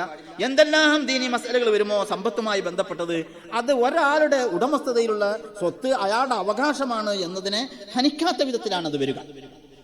അപ്പൊ പിന്നെ സക്കാത്തോ, സക്കാത്ത് പാവങ്ങളുടെ അവകാശമാണ്, നമ്മളെ സൂക്ഷിക്കാൻ ഏൽപ്പിച്ചതാണ്. കൊടുക്കേണ്ടത് കൊടുത്തില്ലെങ്കിൽ ഭരണാധികാരി പിടിച്ചു വാങ്ങി കൊടുത്തോളണം. കാരണം എന്താ, അത് സൂക്ഷിക്കാൻ ഏൽപ്പിച്ചതാണ്, അതിന്റെ ഉത്തരവാദി, അതിന്റെ അവകാശി അയാളാണ്. ഈ വിധത്തിൽ ഏത് മസല എടുത്തു നോക്കിയാലും അതിലേക്ക് ചെയ്യും. അതുപോലെ ഒരു പ്രധാനപ്പെട്ട തത്വമാണ് ഹിഫ്ളുൻ നസ്ൽ. നസ്ൽ എന്ന് പറഞ്ഞാൽ അടുത്ത തലമുറയുടെ സംരക്ഷണം. അടുത്ത തലമുറയെ സംരക്ഷിക്കുക, സുരക്ഷിതത്വം ഉറപ്പുവരുത്തുക. അതിന് എതിരാകുന്ന ഒരു സംഗതി നമ്മുടെ ഭാഗത്ത് നിന്നും ഉണ്ടാകാൻ പാടില്ല.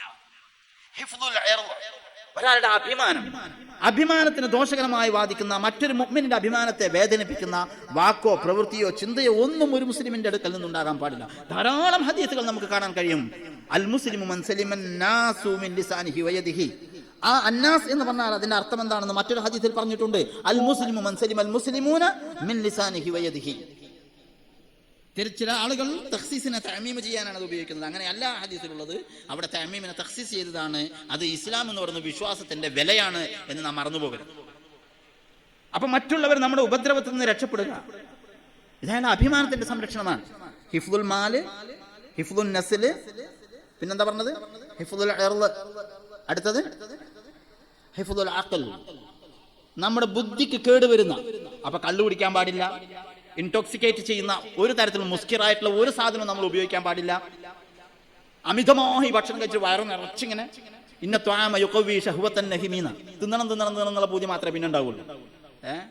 ആ പൂതിക്ക് നമ്മളൊക്കെ ചെറുതാകുമ്പോൾ ഉസ്താദുമാർ തമാശ പറയലുണ്ട്, 2 ജാതി ആൾക്കാരുണ്ട്. ഒന്ന് ജീവിക്കാൻ വേണ്ടി തിന്നുന്നവർ, 2 തിന്നാൻ വേണ്ടി ജീവിക്കുന്നവരുണ്ട്. എനിക്ക് തോന്നുന്നു ഇപ്പൊ തിന്നാൻ വേണ്ടി ജീവിക്കുന്ന ഒരാൾക്കാരെ എണ്ണം കൂടുതലാണ്. കാരണം എവിടെ നോക്കിയാലും ഫാസ്റ്റ് ഫുഡ്. നരകത്തിലെ പോയി, ഞാനിപ്പോ അടുത്ത് വടകര വഴി ഒരു പരിപാടിക്ക് പോയി. രാത്രി ഡ്രൈവ് ചെയ്തുകൊണ്ടിരിക്കുമ്പോൾ പിന്നെ ഉറക്കം വരാതിരിക്കാൻ വേണ്ടിയിട്ട് കട്ടൻ കിട്ടണമെന്ന് വിചാരിച്ചു ഞാൻ അങ്ങനെ എവിടെ ഇപ്പോൾ ഒരു റോഡ് സൈഡിൽ ഉണ്ടാവുമല്ലോ മറ്റേ ചെറിയ തട്ടുകടയിൽ, അങ്ങനെ നോക്കി പോകുമ്പോൾ ദൂരത്ത് തന്നെ നോക്കുമ്പോൾ കാണുന്ന സുബ്ഹാനല്ലാഹ് ഒരു കടന്റെ പേര്, ആ കടന്റെ പേര് മാത്രം പോലെ എന്തൊക്കെയുണ്ട് ലൈറ്റ് ഇട്ട് കൊടുത്തിട്ടുണ്ട്, നരകത്തിലെ കോഴി. ആ കടന്റെ പേരാ. ആർക്കാണത് വേണ്ടത്? നരകത്തിലെ കോഴി. സ്വർഗത്തിലെ കോഴിയാണ് നമ്മൾ ഇവിടുന്ന് തന്നെ തിന്നു പോകേണ്ടത്. അതുകൊണ്ടാണ് വൗതു മുതശാബിഹാൻ, സ്വർഗത്തിലെത്തിയാൽ കിട്ടുന്ന ഭക്ഷണത്തിനെ പറ്റി വൗതു മുതശാബിഹാൻ. അതിന്റെ കാരണം പറഞ്ഞെന്താ, ഇവര് ഇത് തിന്നുമ്പോ പറഞ്ഞ ഹാദല്ലദീ റുസ്ഖ്നാ മിൻ ഖബ്ൽ, ഇത് മുമ്പ് നമുക്ക് കിട്ടിയാണല്ലോ എന്ന് പറഞ്ഞിട്ടാണ് നമ്മളിലേക്ക് പോവുക. അതിനെപ്പറ്റി മഹാന്മാരായ മുഫസ്സിരിങ്ങൾ പറഞ്ഞു, അത് സ്വർഗത്തിൽ നിന്ന് തന്നെ കിട്ടിയൊരു സാധനം ഒരിക്കൽ കിട്ടുമ്പോൾ തിന്ന ടേസ്റ്റ് അല്ല, രണ്ടാമത് കിട്ടുമ്പോൾ. അപ്പൊ രണ്ടാമതവണ വരുമ്പോൾ ഈ ആപ്പിളല്ലേ മുമ്പ് തിന്നിന് എന്ന് പറഞ്ഞിട്ടാണ് അത് എടുക്കുക. പക്ഷെ തിന്നു തുടങ്ങുമ്പോൾ ഇത് വേറെ ആയിട്ടോ തോന്നുന്നു.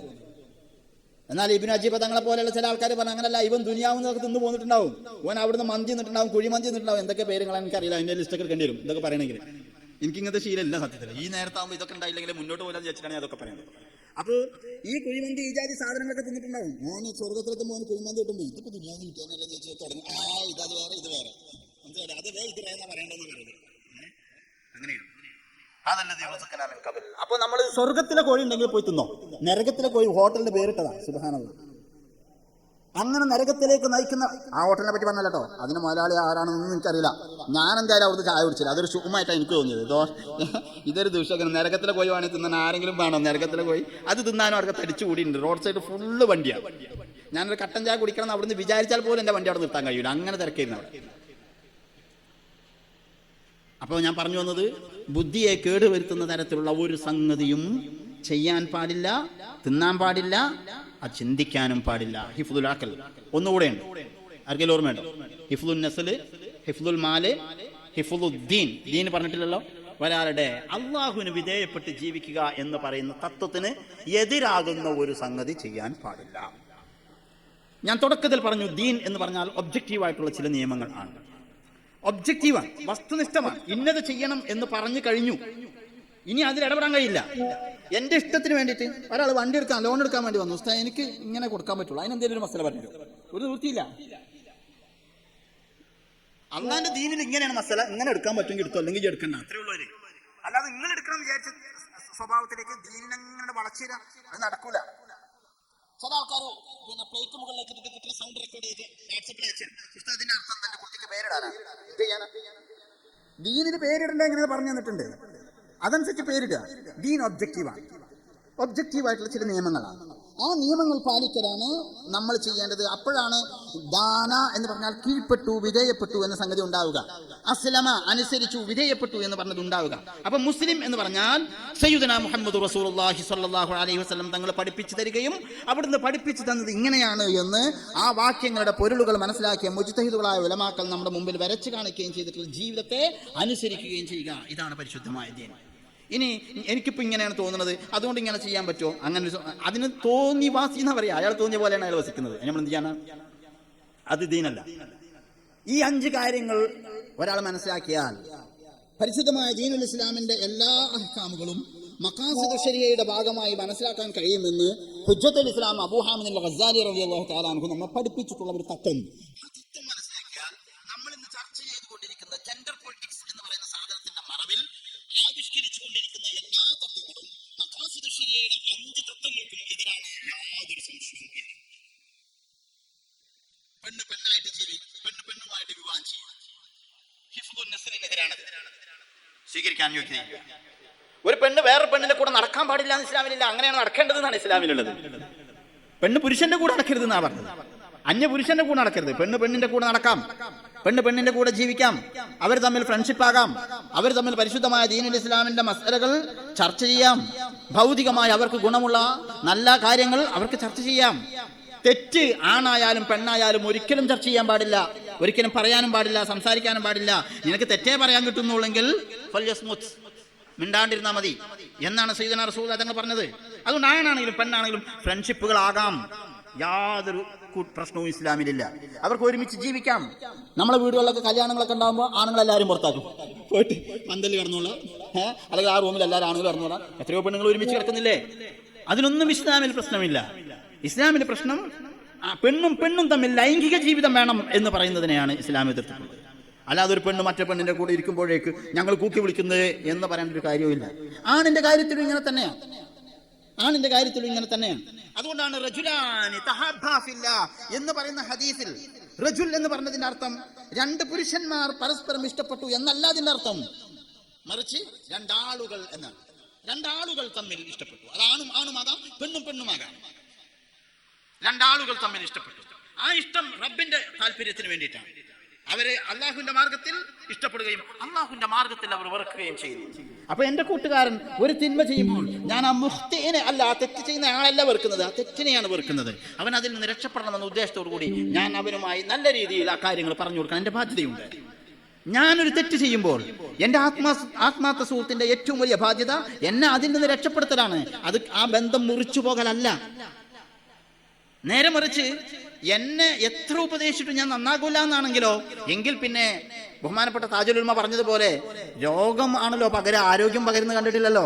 അപ്പൊ അതുകൊണ്ട് നമ്മൾ ഈ രോഗം പകരാതിരിക്കാൻ ചിലപ്പോൾ ആ ബന്ധം മുറിച്ചിടേണ്ടി വരും എന്ന് നമ്മൾ പഠിച്ചത്. അതുകൊണ്ടാണ് മോനെ നിന്റെ ഹാത്തിമത്ത് ഭയപ്പെട്ടുകൊണ്ട് നാളെ ആഖിറത്തിൽ വരുമ്പോ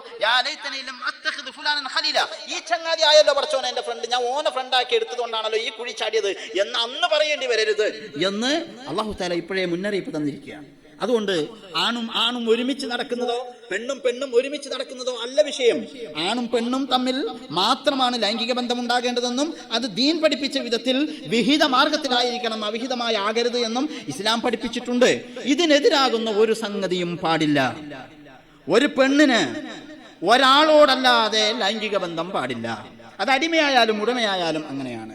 അതേസമയം അവരുടെ ഭർത്താവ് മരിക്കുകയോ അവരെ തൊലാക്ക് ചൊല്ലുകയോ ചെയ്താൽ വീണ്ടും ഇപ്പോൾ നിലവിൽ അവർക്ക് അങ്ങനെ ഒരു ബന്ധമില്ലാത്തത് കൊണ്ട് അടുത്ത ഒരു പുരുഷനുമായി ബന്ധം പറ്റും. അതിൻ്റെ അർത്ഥം ഒരേ സമയത്ത് പുരുഷൻ ഒന്നിൽ കൂടുതൽ ബന്ധങ്ങൾ ആകാവുന്നത് പോലെ 4 വിവാഹങ്ങൾ വരെ ആകാമെന്ന് പറഞ്ഞതുപോലെ സ്ത്രീക്ക് അങ്ങനെയില്ല. അവളുടെ മാനസിക ഘടന അതല്ല എന്നതുകൊണ്ടാണ് ഇസ്ലാം ഫിത്രത്ത് പരിഗണിച്ചിട്ടാണ് നിയമങ്ങൾ നടപ്പിലാക്കിയത്. അതുകൊണ്ട് ഫിത്രക്കെതിരാണത്. സ്ത്രീയും തമ്മിൽ ലൈംഗിക ബന്ധം പാടില്ല, പുരുഷനും തമ്മിൽ ലൈംഗിക ബന്ധം പാടില്ല. ഇത് ഇസ്ലാം കർശനമായി ഉപയോഗിച്ചു. ഇതാണ് LG. മൂന്നാമത്തതുണ്ട് ബി എന്ന് പറഞ്ഞാൽ ബൈസെക്ഷൽ എന്നാണ് അതിന്റെ അർത്ഥം. ബൈസെക്ഷൽ എന്ന് പറഞ്ഞാൽ എന്താണ്? പുരുഷൻ സ്ത്രീയോടും പുരുഷനോടും ലൈംഗിക ബന്ധം കാണിക്കുക, സ്ത്രീ പുരുഷനോടും സ്ത്രീയോടും ലൈംഗിക ബന്ധത്തിൽ ഏർപ്പെടുക. നേരത്തെ പറഞ്ഞതുപോലെ സ്ത്രീയും ലൈംഗിക ബന്ധം പാടില്ലെന്നും പുരുഷനും തമ്മിൽ ലൈംഗിക ബന്ധം പാടില്ലെന്നും പറഞ്ഞു കഴിഞ്ഞാൽ പിന്നെ ബൈസെക്ഷൽ പാടില്ല എന്നുള്ള കാര്യത്തിൽ ചർച്ചയേയില്ല. അത് പോയി. വിവാഹം ചെയ്ത സ്ത്രീയുമായി പുരുഷന് ലൈംഗിക ബന്ധത്തിൽ ഏർപ്പെടാം, സ്വന്തം ഭർത്താവുമായി സ്ത്രീക്ക് ലൈംഗിക ബന്ധത്തിൽ ഏർപ്പെടാം. അതല്ലാത്ത അന്യ പുരുഷന്മാരുമായും അവർക്ക് പാടില്ല, അന്യ സ്ത്രീകളുമായും പാടില്ല. ഇതാണ് LGB. ഇനി വേറൊന്നുണ്ട് ട്രാൻസ്ജെൻഡറിനെ കുറിച്ച് ഞാൻ ലാസ്റ്റ് പറയാം. അതിനെക്കുറിച്ചാണ് കൂടുതൽ പറയാനുള്ളത്, അതുകൊണ്ട് അത് ലാസ്റ്റ് പറയാം. അത് കഴിഞ്ഞാലുള്ളത് LGBTQ എന്നാണ്. Q എന്ന് പറഞ്ഞാൽ എന്താ? വെള്ളം. Q എന്ന് പറഞ്ഞാൽ എന്താ? ക്യൂർ എന്നാണ് അതിൻ്റെ അർത്ഥം പറഞ്ഞിരുന്നത് ആദ്യകാലത്ത്. ക്യൂർ എന്ന് പറഞ്ഞാൽ അതുകൊണ്ട് ഉദ്ദേശിക്കുന്നത് നേരത്തെ ഈ പറഞ്ഞ ആളുകളൊക്കെ മൊത്തത്തിൽ ഇവർ ലൈംഗിക ന്യൂനപക്ഷങ്ങൾ എന്നാ പറയാ. എന്ത്? സാധാരണഗതിയിൽ ഹെട്രോസെക്ഷൽ എന്നാണ് പറയാ. ഹെട്രോസെക്ഷൽ എന്ന് പറഞ്ഞാൽ ആണ് പെണ്ണിനോടുള്ള ലൈംഗിക ബന്ധം പുലർത്തുക എന്നുള്ളതാണല്ലോ പൊതുവെ കാണപ്പെടുന്നത്. എല്ലാ ജീവിവർഗങ്ങളിലും അങ്ങനെയാണ്. ആ എല്ലാ ജീവിവർഗങ്ങളിലും ഉള്ളത് തന്നെയാണ് മനുഷ്യനും ചെയ്യേണ്ടത്. അതിനാണ് ഹെട്രോസെക്ഷൽ എന്ന് പറയാം. എന്നാൽ തന്നെ വർഗത്തിൽപ്പെട്ടവരുമായി ബന്ധം പുലർത്തുന്നതിനാണ് ഹോമോസെക്ഷൽ എന്ന് പറയാം. അപ്പൊ ഈ ഹെട്രോസെക്ഷൽ ആയിട്ടുള്ള ബന്ധം പുലർത്തുമ്പോൾ ഇവര് ആണ് കൂടുതൽ എന്നതുകൊണ്ട് ഇവര് ലൈംഗിക ഭൂരിപക്ഷമെന്നും, നേരത്തെ പറഞ്ഞ പെണ്ണിനോട് തന്നെ ലൈംഗിക ബന്ധം പറ്റും, അല്ലെങ്കിൽ ഒരു എന്താ പറയാ ഒരു പുരുഷനോട് തന്നെ ലൈംഗികം പറ്റും, അല്ലെങ്കിൽ ആണിനോടും പെണ്ണിനോടും അവന് കാമാസക്തി തീർക്കാൻ വേണ്ടി പാഞ്ഞു കയറാൻ പറ്റും എന്നൊക്കെ പറയുന്ന വിചാരങ്ങളുണ്ട്. അത് കുറച്ചാളുകളാണ് കൊണ്ടുനടക്കുന്നത്. അപ്പൊ ഇതിനെപ്പറ്റി അവർ ഒരു പേരിട്ടു, ലൈംഗിക ന്യൂനപക്ഷം. ഈ ലൈംഗിക ന്യൂനപക്ഷം എന്നതിനെ ഒരുമിച്ച് പറയാൻ വേണ്ടി പറയുന്ന വാക്കാണ് ക്യൂ എന്നുള്ളതിന്റെ ക്യൂർ എന്നാണ് അത് വായിക്കുക. ഇപ്പോൾ അതിന് വേറൊരു ഫുൾ ഫോം കൂടി വന്നിട്ടുണ്ട്. ക്വസ്റ്റ്യനിങ് എന്നാണ് അതിന് കൊടുത്തത്. ക്വസ്റ്റ്യനിങ് എന്ന് പറഞ്ഞാൽ എന്താ? സംശയമാണ്, ചോദ്യത്തിന്റെ നിലയിലാണ്. ആണാണോ പെണ്ണാണോ തീരുമാനിക്കാനായിട്ടില്ല എന്നാണ്. നീ ആണാണോ തീരുമാനമായിട്ടില്ല. പണ്ടാരോ റെയിൽവേ സ്റ്റേഷന്റെ ഫോം പൂരിപ്പിക്കാൻ വേണ്ടി പോയപ്പോ ഈ ഫോം പൂരിപ്പിക്കാണ്ടിരുന്നു. അപ്പോൾ അതിന്റെ മേലെ ബാക്കിയൊക്കെ എഴുതി, പേരെഴുതി, അഡ്രസ് എഴുതി, ഏത് വണ്ടിയാണെന്നൊക്കെ എഴുതി, ഒരു കോളം മാത്രമുണ്ട് സെക്സ്. അപ്പോ അതൊന്നും എഴുതാതെ വെച്ചു. അപ്പോ അവിടുന്ന് കൗണ്ടറിൽ ഇരിക്കുന്ന ആള് പറഞ്ഞല്ലോ, ഈ കോളം കൂടി പൂരിപ്പിക്കണം. അല്ല, എനിക്കത്ര വലിയ താല്പര്യമില്ല. അങ്ങനല്ല, ആണാണോ പെണ്ണാണോ എന്നാണ് എഴുതല്ലേ. പെണ്ണിനോടാണ് താല്പര്യം.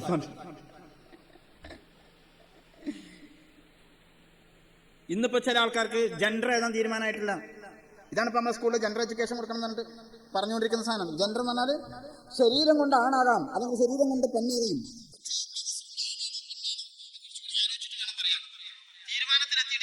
ഇതാണ് ഇപ്പൊ ക്വസ്റ്റ്യനിങ്.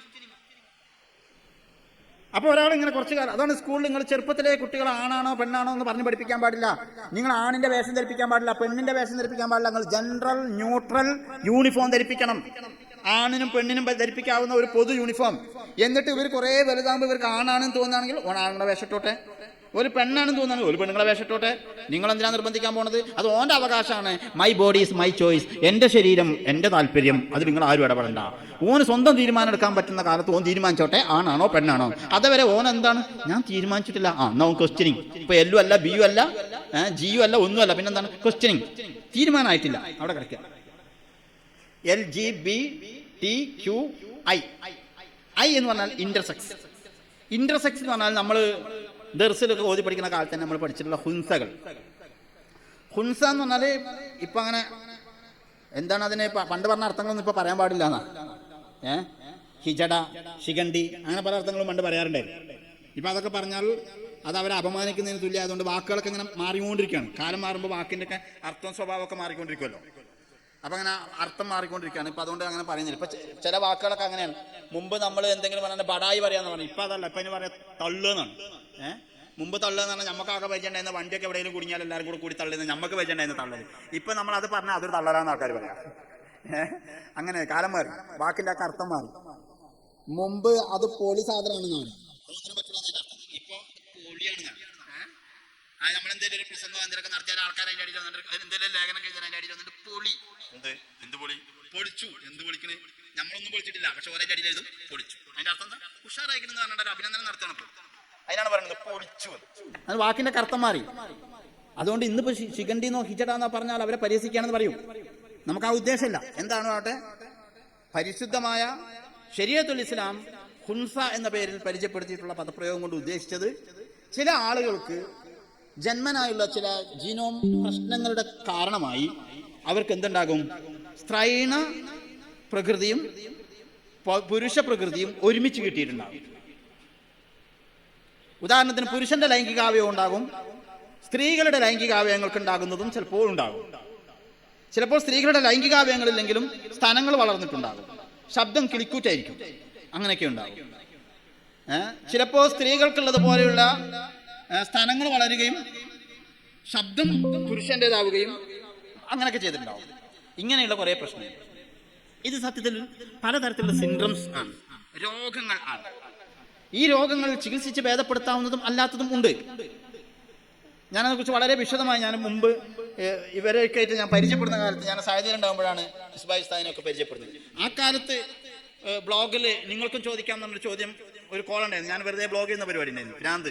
എന്ത് പുതിയത് വന്നാലും അതൊന്ന് ജസ്റ്റ് ചെക്ക് ചെയ്ത് നോക്കുക എന്നുള്ള നമ്മളൊരു ഇഷ്ടം. അപ്പോഴാണ് ആ കാലത്താണ് ഞാൻ ഈ ബ്ലോഗ് എന്താണെന്ന് പരിചയപ്പെടുന്നത്. അപ്പോൾ അതിൽ കണ്ടമാനം പരിശുദ്ധമായ ഇസ്ലാമിനെ പരിചയപ്പെടുത്താവുന്ന ലേഖനങ്ങൾ ഇങ്ങനെ എഴുതാൻ ശ്രമിച്ചിട്ടുണ്ട്. അള്ളാഹു തആല കബൂലാക്കുമാറാവട്ടെ. ഒരുപാട് ആളുകൾ അത് കണ്ടിട്ടും അല്ലാതെയും അങ്ങനെ ചെയ്തിട്ടുണ്ട്. അപ്പോൾ അതിലൊരു കോൾ ഉണ്ടായിരുന്നു, നിങ്ങൾക്കും ചോദിക്കാം, ആർക്കും ചോദ്യങ്ങൾ എഴുതിവിടാം. അതിലൊരാൾ ഹിജഡയുടെ മസല ചോദിച്ചിരുന്നു. അന്ന് ഞാനിതേക്കുറിച്ച് ഡീറ്റെയിൽ ആയിട്ട് എഴുതിയിട്ടുണ്ട്. ഇപ്പോഴും അത് നിങ്ങൾക്ക് സെർച്ച് ചെയ്താൽ ലഭ്യമാണ്, ഹിജഡയുടെ ഇസ്ലാമികമായി. അന്നാണ് ഞാനിതിനെ വിശദമായി മനസ്സിലാക്കിയത്. ഇതൊരു രോഗമാണ്, പല രോഗങ്ങളുണ്ട്. നമ്മളത് മനസ്സിലാക്കേണ്ടത്, ഒരാണും പെണ്ണും തമ്മിൽ ലൈംഗിക ബന്ധത്തിൽ ഏർപ്പെട്ടിട്ട് ഒരു കുട്ടി ജനിക്കും.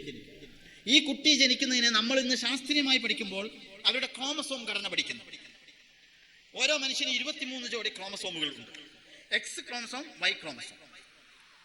അതില് 23 ജോഡിയിൽ ഒന്ന് മാത്രമാണ് നമ്മുടെ സെക്സ് ഡിറ്റർമൈനിങ് ആയിട്ടുള്ളത്, ആണാണോ പെണ്ണാണോ എന്ന് തീരുമാനിക്കണം. ബാക്കി എല്ലാവർക്കും ഒരുപോലെ.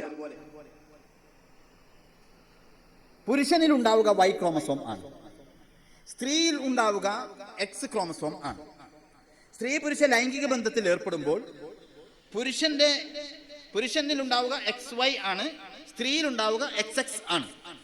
സ്ത്രീയിൽ ഉണ്ടാവുക XX-ഉം പുരുഷനിൽ ഉണ്ടാവുക XY-യും ആണ്. ലൈംഗിക ബന്ധത്തിൽ ഏർപ്പെടുമ്പോൾ പുംബീജവും സ്ത്രീകളുടെ അണ്ഡവും തമ്മിൽ കൂടിച്ചേർന്ന് നുത്ഫത്തുൻ അംഷാജ് എന്ന പരിശുദ്ധമായ ഖുർആൻ വിളിച്ചിട്ടുള്ള സൈഗോട്ട് രൂപപ്പെട്ടിട്ടാണ്, അഥവാ പുരുഷന്റെ ബീജവും സ്ത്രീയുടെ അണ്ഡവും കൂടിച്ചേർന്നിട്ടാണ് കുട്ടി ജനിക്കുക. സിമ്പിളായിട്ട് പറഞ്ഞാൽ, പുരുഷന്റെ XY-യിൽ നിന്ന് X-ഉം സ്ത്രീയുടെ XX-ൽ നിന്ന് X-ഉമാണ് ചേർന്നാൽ ജനിക്കുന്ന കുട്ടി XX ആണ് ഉണ്ടാവുക, അത് പെൺകുട്ടിയായിരിക്കും. മനസ്സിലായല്ലോ? അതേസമയം പുരുഷന്റെ Y ക്രോമസോമും സ്ത്രീയുടെ X-ഉം, സ്ത്രീയിൽ നിന്ന് X വരാനുള്ളൂ, സ്ത്രീയുടെ X-ഉം പുരുഷന്റെ XY-യിൽ നിന്ന് Y-യും വന്നാൽ ജനിക്കുന്ന കുട്ടി എന്താകും? XY ആകും, ആൺകുട്ടിയാകും. ഇങ്ങനെയാണ് ആൺകുട്ടിയും പെൺകുട്ടിയും ഉണ്ടാകുന്നത്. അപൂർവം ചില സന്ദർഭങ്ങളിൽ ഈ ജീനുകൾ സ്ത്രീയുടെയോ പുരുഷന്റെയോ 2 X-ഉം 1 Y-യും ചേർന്നിട്ടുണ്ടാകാം. അങ്ങനെ XXY ഉണ്ടാകാം. അല്ലെങ്കിൽ രണ്ട് പുരുഷ ക്രോമസോം ഇപ്പുറത്തേക്ക് വന്ന് അങ്ങനെ XYY ഉണ്ടാകാം, XXYY ഉണ്ടാകാം. ഇങ്ങനെ ഘടന, ക്രോമസോം ഘടന വ്യത്യാസപ്പെടാം. അങ്ങനെ വ്യത്യാസപ്പെടുമ്പോൾ ആ വ്യത്യാസപ്പെട്ട ജീനിന്റെ തോതിനനുസരിച്ചാണ് ഒരേ ആള് ആണും പെണ്ണും ഉൾക്കൊള്ളുന്ന സവിശേഷതകളോടുകൂടി ജനിക്കുന്നത്. ഇതിൽ ചിലപ്പോൾ ആണാണോ പെണ്ണാണോ എന്ന് ഒരിക്കലും തിരിച്ചറിയാൻ പറ്റാത്ത വിധത്തിലുള്ള സംഗതികൾ ഉണ്ടാകാറുണ്ട്. അതിനെക്കുറിച്ച് നമ്മുടെ കിതാബുകളിൽ ഹുൻസാ മുഷ്കിൽ എന്ന് പറഞ്ഞിട്ടുണ്ട്. ചിലത് സ്ത്രൈണഭാവം കൂടുതലുള്ളതുണ്ട്. ചെറിയ ചില കാര്യങ്ങളൊക്കെ പെണ്ണിന്റെ പോലെയാണ്, മറ്റു ചില കാര്യങ്ങളിലൊക്കെ ആണിന്റെ പോലെയാണ്, അങ്ങനെയുള്ളതുണ്ട്. ഈ കാര്യം ഇന്നുണ്ടായതൊന്നുമല്ല. സയ്യിദുന അലി ഇബ്നു അബീ ത്വാലിബ് റളിയല്ലാഹു അൻഹുവിന്റെ കാലത്തിൽ ആൾക്കാർ വന്ന് മസല ചോദിച്ചു, ഞങ്ങളുടെ കുടുംബത്തിൽ ഇങ്ങനെ ഒരാളുണ്ട്, കുടുംബത്തിന്റെ സ്വത്ത് വാരിയാക്കണല്ലോ, ഇവർക്ക് ആണിന്റെ ഓഹരിയാണോ കൊടുക്കേണ്ടത് പെണ്ണിന്റെ ഓഹരിയാണോ കൊടുക്കേണ്ടത്? ഇസ്ലാമിൽ സ്വത്ത് ഓഹരി വെക്കുന്നിടത്ത് ആണിന്റെ ഓഹരിയും പെണ്ണിന്റെ ഓഹരിയാ പറഞ്ഞിട്ടുള്ളൂ. ആണും പെണ്ണും ഒരുമിച്ച് വരുന്ന തരത്തിലുള്ള സവിശേഷതകളുള്ളവരുടെ ഓഹരി പറഞ്ഞിട്ടില്ല. അപ്പൊ ഇവരെ ഓഹരി എങ്ങനെയാണ് കൊടുക്കേണ്ടത്? ബഹുമാനപ്പെട്ട അലിയാർ തങ്ങളുടെ അടുക്കൽ ചോദ്യം വന്നു, റളിയല്ലാഹു തആല അൻഹു. അവര് മറുപടി പറഞ്ഞു, അവര് മിൻ ഹൈസു യബൂലു, അവര് മൂത്രമൊഴിക്കുമ്പോൾ മൂത്രം ഏത് ഭാഗത്തു കൂടെയാണ് വരുന്നത് എന്ന് ശ്രദ്ധിക്കുക. അത് സ്ത്രീയുടെ സ്വഭാവമുള്ള അവയവം അവർക്കുണ്ട്, പുരുഷന്റേതും ഉണ്ട്. എങ്കിൽ അവരുടെ ഫങ്ഷണൽ ആയിട്ടുള്ള ഓർഗൻ ഏതാണ് എന്ന്, മൂത്രം ഏതിലൂടെയാണ് വരുന്നത് എന്ന് നോക്കിയാൽ മനസ്സിലാവുമല്ലോ. അതിനനുസരിച്ച് ആണിൻ്റെതാണോ പെണ്ണിൻ്റെതാണോ എന്ന് നോക്കാം. ഇങ്ങനെ പല സന്ദർഭങ്ങളിൽ ഇമ്മത്തെ തീരുമാനങ്ങൾ പറഞ്ഞിട്ടുണ്ട്. അതുകൊണ്ട് ആദിലായ വിശ്വസിക്കാവുന്ന ഒരു ത്വബീബ്, ഡോക്ടർ, ഇയാളുടെ ശരീര സവിശേഷത ഇന്നതാണ് എന്ന് വിശ്വസ്തനായ ഒരാൾ ഡയഗ്നോസ് ചെയ്തിട്ട് കൃത്യമായ പരിശോധനകൾ നടത്തിയിട്ട് ഇവർക്ക് ആണിന്റെ സവിശേഷതയാണ് അല്ലെങ്കിൽ പെണ്ണിന്റെ സവിശേഷതയാണ് എന്ന് പറഞ്ഞാൽ ഹുൻസ മുഷ്കിൽ ഉൾപ്പെടെയുള്ളവർക്ക് അവരേതാണോ അവരിൽ മികച്ചു നിൽക്കുന്ന ലിംഗം, ആ ലിംഗം തൗളീഹ് ചെയ്യുന്ന ഓപ്പറേഷൻ, സർജറി അനുവദനീയമാണ്. അത് ലിംഗമാറ്റ ശസ്ത്രക്രിയ അല്ല. പ്രത്യേകം അത് മനസ്സിലാക്കേണ്ടതുണ്ട്. ലിംഗമാറ്റ ശസ്ത്രക്രിയ ഇസ്ലാം അനുവദിച്ചിട്ടില്ല. നമ്മളതിലേക്ക് വിശദമായി വരും. അതേസമയം ഇന്റർസെക്സ് ആയിട്ടുള്ള ആളുകളുടെ കാര്യത്തിൽ, ഉദാഹരണത്തിന് ഒരാള് ആണാണോ പെണ്ണാണോ എന്ന് തിരിച്ചറിയാൻ പറ്റാത്ത വിധം രണ്ടും ഒരുമിച്ച് ചേർന്നുള്ള മിക്സർ ആയിട്ടുള്ള ശരീരപ്രകൃതിയാണുള്ളത്. അയാളുടെ ഹോർമോൺ ടെസ്റ്റുകൾ നടത്തി, എല്ലാ വിധത്തിലുള്ള ലാബ് ടെസ്റ്റുകളും പരിശോധന പൂർത്തിയാക്കി. അങ്ങനെ ഡോക്ടർ പരിശോധനകളെല്ലാം നടത്തിയിട്ട് പറഞ്ഞു, ഇയാളിൽ മികച്ചു നിൽക്കുന്നത് പൗരുഷമാണ് എന്ന് പറഞ്ഞാൽ 100% പുരുഷന്റെ ശരീര സവിശേഷതകൾ ആവശ്യമായ ഹോർമോൺ ചികിത്സയോ അല്ലെങ്കിൽ സർജറിയോ ആവശ്യമെങ്കിൽ അവർക്ക് നടത്താം. ഇത് ലിംഗമാറ്റ ശസ്ത്രക്രിയ അല്ല. അയാളുടെ ലിംഗം ഏതാണ് എന്ന് ആദിലായ ത്വബീബ് പറഞ്ഞതനുസരിച്ചുള്ള തൗളീഹ് ആണ്. അതേസമയം ഡോക്ടർ പറയാണ് ഇയാളിൽ മികച്ചു നിൽക്കുന്നത് സ്ത്രൈണ പ്രകൃതിയാണ് എന്ന് പറഞ്ഞാൽ പിന്നെ പുരുഷനാകാൻ പറ്റുന്ന ഹോർമോൺ ചികിത്സയും സാധ്യമാണ്, പക്ഷെ പറ്റില്ല. മെഡിക്കൽ സയൻസിനത് പറ്റിയെന്ന് വരാൻ അങ്ങനെ ചെയ്യാൻ പാടില്ല, ഹറാമാണ്. ഇനി ഒരാൾ അങ്ങനെ ചെയ്താലോ, അഥവാ 60% ആണായി നിൽക്കുന്നു, 40% പെണ്ണായി നിൽക്കുന്നു, അങ്ങനെയുള്ളൊരു ശരീരപ്രകൃതിയുള്ള ആൾക്ക് അനുമതിയുള്ളത് പൂർണ്ണമായി പുരുഷനാകാൻ ആവശ്യമായ സർജറി, ശരീരത്തിന് ജീവഹാനി സംഭവിക്കുകയില്ലെങ്കിൽ, നിത്യരോഗി ആവുകയില്ലെങ്കിൽ, മറ്റേതെങ്കിലും തരത്തിലുള്ള അപകടങ്ങൾ അയാളുടെ ശരീരത്തിന് സംഭവിക്കുകയില്ല എന്ന് 100% ആദിലായ ഡോക്ടർ സർട്ടിഫൈ ചെയ്താൽ അയാൾക്ക് 100% പുരുഷനാകാവുന്ന ചികിത്സ പറ്റും. അതേസമയം അയാൾക്ക് പെണ്ണാകാൻ ചികിത്സ പാടില്ല. ഇൻ കേസ് അയാൾ അങ്ങനെ ചെയ്താൽ ഇപ്പോൾ ശാരീരിക സവിശേഷത ചെയ്തതിന്റെ ഹറാമിന്റെ കുറ്റം കിട്ടും. പക്ഷേ ഇപ്പോൾ ശാരീരിക സവിശേഷത പെണ്ണിൻ്റെതായതുകൊണ്ട് പെണ്ണിന് ബാധകമായ എല്ലാ ഹുക്കുമുകളും അയാൾക്ക് ബാധകമാവുകയും ചെയ്യും. ഇതാണ് ഇസ്ലാമിന്റെ നിയമം. അപ്പൊ അങ്ങനെയുള്ള ആളുകൾ നമ്മുടെ നാട്ടിലുണ്ടെങ്കിൽ അല്ലാഹു തആല നമ്മുടെ കുടുംബങ്ങളിലോ നമുക്കറിയാവുന്ന ആരിലും അത്തരത്തിലുള്ള ഒരു പരീക്ഷണം തരാതിരിക്കട്ടെ. അങ്ങനെയുള്ള ആളുകൾ ഉണ്ടെങ്കിൽ ശരീഅത്തുൽ ഇസ്ലാം അവരെ അനുഭാവപൂർവ്വം സമീപിച്ചിട്ടുണ്ട്. അവർക്ക് ചികിത്സ തേടാവുന്നതാണ്, അതിന്റെ പരിഹാരങ്ങൾ അന്വേഷിക്കാവുന്നതാണ്. അതിന്റെ പരിഹാരം തേടുന്ന സമയത്ത് ഓപ്പറേഷൻ ചെയ്താൽ ഇയാള് മരിച്ചു പോകാൻ സാധ്യതയുണ്ട് എന്ന് ഡോക്ടർ പറഞ്ഞാൽ, അല്ലെങ്കിൽ ഇയാൾ ഇതുമൂലം നിത്യരോഗിയായി തീരും എന്ന് പറഞ്ഞാൽ ഓപ്പറേഷൻ ചെയ്യാൻ അനുമതിയില്ല. നമ്മുടെ മഖാസിദ് ശരീഅയിൽ പ്രധാനപ്പെട്ട സംഗതിയാണ് ഹിഫ്ദുൻ നഫ്സ്. അവന്റെ ശരീരത്തിന്, ആരോഗ്യത്തിന് ഹാനികരമാകുന്ന ഒരു രീതിയിലേക്ക് ഒരിക്കലും അയാളുടെ ശരീരത്തെ തള്ളിവിടാൻ ഇസ്ലാം അനുവദിച്ചിട്ടില്ല. അതേസമയം ആ ഓപ്പറേഷന് വേണ്ടി ഇയാൾ നടത്തിയിട്ടുള്ള ചികിത്സകളിൽ, അയാൾ നടത്തിയിട്ടുള്ള പരിശോധനകളിൽ, ലാബ് ടെസ്റ്റുകളിൽ ഇയാൾ പെണ്ണാണ് എന്നാണ് ഹുക്കുമ വന്നിട്ടുള്ളതെങ്കിൽ പെണ്ണിന്റെ നിയമങ്ങളെല്ലാം പാലിച്ച് ജീവിക്കൽ നിർബന്ധവും ആണ്. ഇത് നാം പ്രത്യേകം ശ്രദ്ധിക്കണം. ആണും പെണ്ണും ഏതാണ് എന്ന് വേർതിരിച്ചറിയാവുന്ന വിധത്തിൽ ടെസ്റ്റുകൾ നടത്താത്ത കാലത്തോളം സൂക്ഷ്മത പരിഗണിച്ച് അവർ പെണ്ണാണെങ്കിൽ പൊതുരംഗത്തേക്ക് ഇറങ്ങി വരാൻ ഇസ്ലാം നിയന്ത്രണങ്ങൾ വെച്ചിട്ടുണ്ട്. പുരുഷനാണെങ്കിൽ പൊതുരംഗത്ത് ഇറങ്ങിക്കൊള്ളണമെന്ന് നിർബന്ധം പറഞ്ഞിട്ടും ഇല്ല. അതുകൊണ്ട് സൂക്ഷ്മത പാലിക്കാൻ അവർ സ്ത്രീകൾക്ക് ബാധകമാകുന്ന നിയമങ്ങൾ പാലിക്കുകയും പുരുഷന്മാരുമായുള്ള ഇടപഴക്കലുകൾ സൂക്ഷിക്കുകയും ചെയ്യേണ്ടതാണ്. ഇങ്ങനെയാണ് പരിശുദ്ധമായ ഇസ്ലാമിന്റെ നിയമം. LGBTQIA എന്ന് പറയുന്നൊരു വിഭാഗം. എ എന്ന് പറഞ്ഞാൽ 2 ആളുകളെയാണ് പറയാറുള്ളത്. അതിലൊന്നാണ് ഇപ്പോൾ ചർച്ചയിൽ ഉള്ളത്.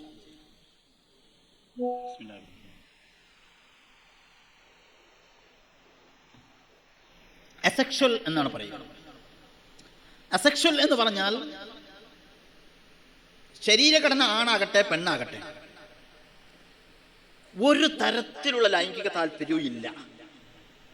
പരിശുദ്ധമായ ഖുർആനിൽ ഉലിൽ ഇർബത്ത് എന്ന് പരിചയപ്പെടുത്തിയിട്ടുണ്ട്. അവർ ഒരു വിഷയാസക്തി ഇല്ലാത്ത ആള്, പൂർണ്ണ നഗ്നയായ ഒരു സ്ത്രീയെ കണ്ടാൽ പോലും അയാൾക്ക് ഒരു ലൈംഗിക തോന്നലുകൾ ഉണ്ടാവില്ല. പൂർണ്ണ നഗ്നനായ ഒരു പുരുഷനെ കണ്ടാലും അയാൾക്ക് ഒരു സംഗതിയില്ല. എന്ത് കണ്ടാലും ഒരു ഈ ലൈംഗിക ചുവ എന്ന് പറയുന്ന ഒരു സംഗതിയേ അയാളിലില്ല. അങ്ങനത്തെ ഒരു സംഭവമില്ല. ഹോർമോൺ തകരാറാകാം, മറ്റെന്തെങ്കിലും പ്രശ്നമാകാം. അങ്ങനെയുള്ള ആളാണെങ്കിൽ അയാൾക്ക് പെണ്ണിന് ബാധകമായിട്ടുള്ള ശാസനകൾ നിർബന്ധമില്ല. അവർക്ക് പെണ്ണിന്റെ കൂടെയും ഇരിക്കാം, ആണെന്നായിരിക്കും, പെണ്ണുങ്ങളോട് സംസാരിക്കാം, ഹിജാബ് വേണമെന്നില്ല. അങ്ങനെ ഒരാൾ റസൂലുള്ളാഹി തങ്ങളുടെ കാലത്തുണ്ടായിരുന്നു. അവന്റെ പേര് ഹീത്തുൽ മുഖന്നസ് എന്നാണ് തഫ്സീറുകളെല്ലാം പരിചയപ്പെടുത്തുന്നത്. ഉലിൽ ഇർബ എന്ന് പറയുന്ന ആയത്തിന്റെ തഫ്സീർ പരിശോധിച്ചാൽ കാണാം. ഹീത്തുൽ മുഖന്നസ് മുഖന്നസ് എന്ന് പറയാൻ കാരണം അവന്റെ ബയോളജിക്കൽ സവിശേഷതകൾ, അവന്റെ ശാരീരിക സവിശേഷതകൾ കണ്ടാൽ അയാൾ ആണാണ്, 100% ആണ്. പക്ഷേ ഒരു തരത്തിലുള്ള വിശ്വാസത്തെയും അയാൾക്കില്ല. ആള് പെണ്ണുങ്ങളെ കൂട്ടത്തിൽ കൂട്ടേണ്ട ആളാണെന്നുള്ളതുകൊണ്ടാണ് മുഖന്നസ് എന്ന് പറഞ്ഞത്. അവന് ഉമ്മഹാത്തുൽ മുഅ്മിനീന്റെ അടുത്തൊക്കെ വരും. ഹിജാബ് വലിക്കേണ്ട നിർബന്ധമില്ലല്ലോ, അകത്തിരിക്കും, സംസാരിക്കും. ഉമ്മു സലമ ബീവിന്റെ വീട്ടിൽ എപ്പോഴും ഉണ്ടാകും ഫുലാൻ. കുറെ ദിവസം കഴിഞ്ഞപ്പോ ഖൈബർ യുദ്ധത്തിന്റെ വേളയിലാണെന്നാണ് എന്റെ ഓർമ്മ. ഇദ്ദേഹം പറഞ്ഞ്, സ്വഹാബിന്റെ പേര് ഞാൻ മറന്നുപോയല്ലോ, 5 വിവാഹം ചെയ്തിരുന്ന ഒരാളുണ്ട്. പിന്നീട് പരിശുദ്ധമായ ഇസ്ലാം 4 ഒരാൾക്ക് പാടൂ എന്ന് പറഞ്ഞപ്പോൾ ഒരു ഭാര്യയെ അദ്ദേഹം ത്വലാഖ് ചൊല്ലി. അങ്ങനെ സുബ്ഹാന ജല്ല ജലാലുഹു, ഓർമ്മ വന്നാൽ ഞാൻ പേര് പറയാം. അങ്ങനെ ആ സ്വഹാബിന്റെ പേര് പറഞ്ഞിട്ട് പറഞ്ഞു, വേറൊരാളോട് പറയാണ്, നീ പോയിക്കോ, യുദ്ധത്തിന് പോയിക്കോ. അയാളെ മോള് കാണാൻ നല്ല ചൊങ്ക. കാക്കാക്ക് ഇതുവരെ പ്രശ്നമൊന്നും ഉണ്ടായിരുന്നില്ല. ഇപ്പൊ മൂപ്പർക്ക് ചെറിയ ഇളക്കം തട്ടി. മനസ്സിലായില്ലേ?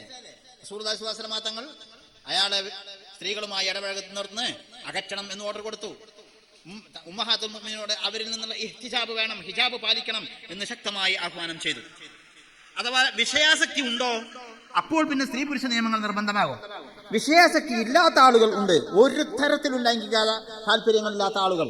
അത് ഇല്ല എന്ന് ചുളിവിന് ചില കാര്യങ്ങൾ സാധിക്കാൻ വേണ്ടി കളവ് പറയുന്നതല്ല, വസ്തുനിഷ്ഠമായ അത് ബോധ്യം വേണം.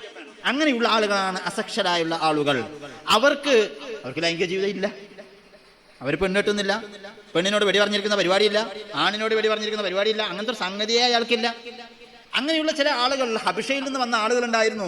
ആണും പെണ്ണും പരിശുദ്ധമായ മസ്ജിദുൻ നബവിയിലേക്ക് റസൂലുള്ളാഹി തങ്ങളെ സിയാറത്ത് ചെയ്യാൻ വേണ്ടി വരുമ്പോൾ അവരെ അവിടെ നോക്കാൻ വേണ്ടിയിട്ട് നിർത്തിയിരുന്ന സേവകന്മാരായിട്ട് അവർക്ക് അവിടെ ജോലി കൊടുത്തിരുന്നു. പിന്നീട് അവരുടെ അടുത്ത തലമുറയിൽ വന്ന ആളുകളിലൊക്കെ ചിലർക്കൊക്കെ ഈ പെണ്ണിന്റെ സ്വഭാവം അല്ലെങ്കിൽ ആണിന്റെ സ്വഭാവം കാണിച്ചപ്പോൾ ഇസ്ലാമിന്റെ നിയമങ്ങൾ പാലിച്ച് പെണ്ണിനെ സംരക്ഷിക്കാൻ മാത്രം പെണ്ണിനും, ആണിനെ നോക്കാൻ വേണ്ടിയിട്ട് മാത്രം ആണിനും അവിടുത്തെ ഹറാസത്തിന്റെ പണി, സെക്യൂരിറ്റി പണി കൊടുത്തിരുന്നു. ഇപ്പൊ ചില ആൾക്കാർ ഇസ്ലാമില് ആണും പെണ്ണും കെട്ട ആളുകൾ, അങ്ങനത്തെ അസക്ഷരായ ആളുകൾക്കൊക്കെ ആരായിട്ടും ഇടപഴകാൻ പറ്റും, അങ്ങനെയൊക്കെ ഇസ്ലാം കൊടുത്തിട്ടുണ്ട്, ഞങ്ങൾ LGBT ഇസ്ലാം പരിഗണിച്ചിട്ട് എന്നൊക്കെ പറഞ്ഞാണ് ഈ സംഭവങ്ങളൊക്കെ ഉദ്ധരിച്ചിട്ട് വരും.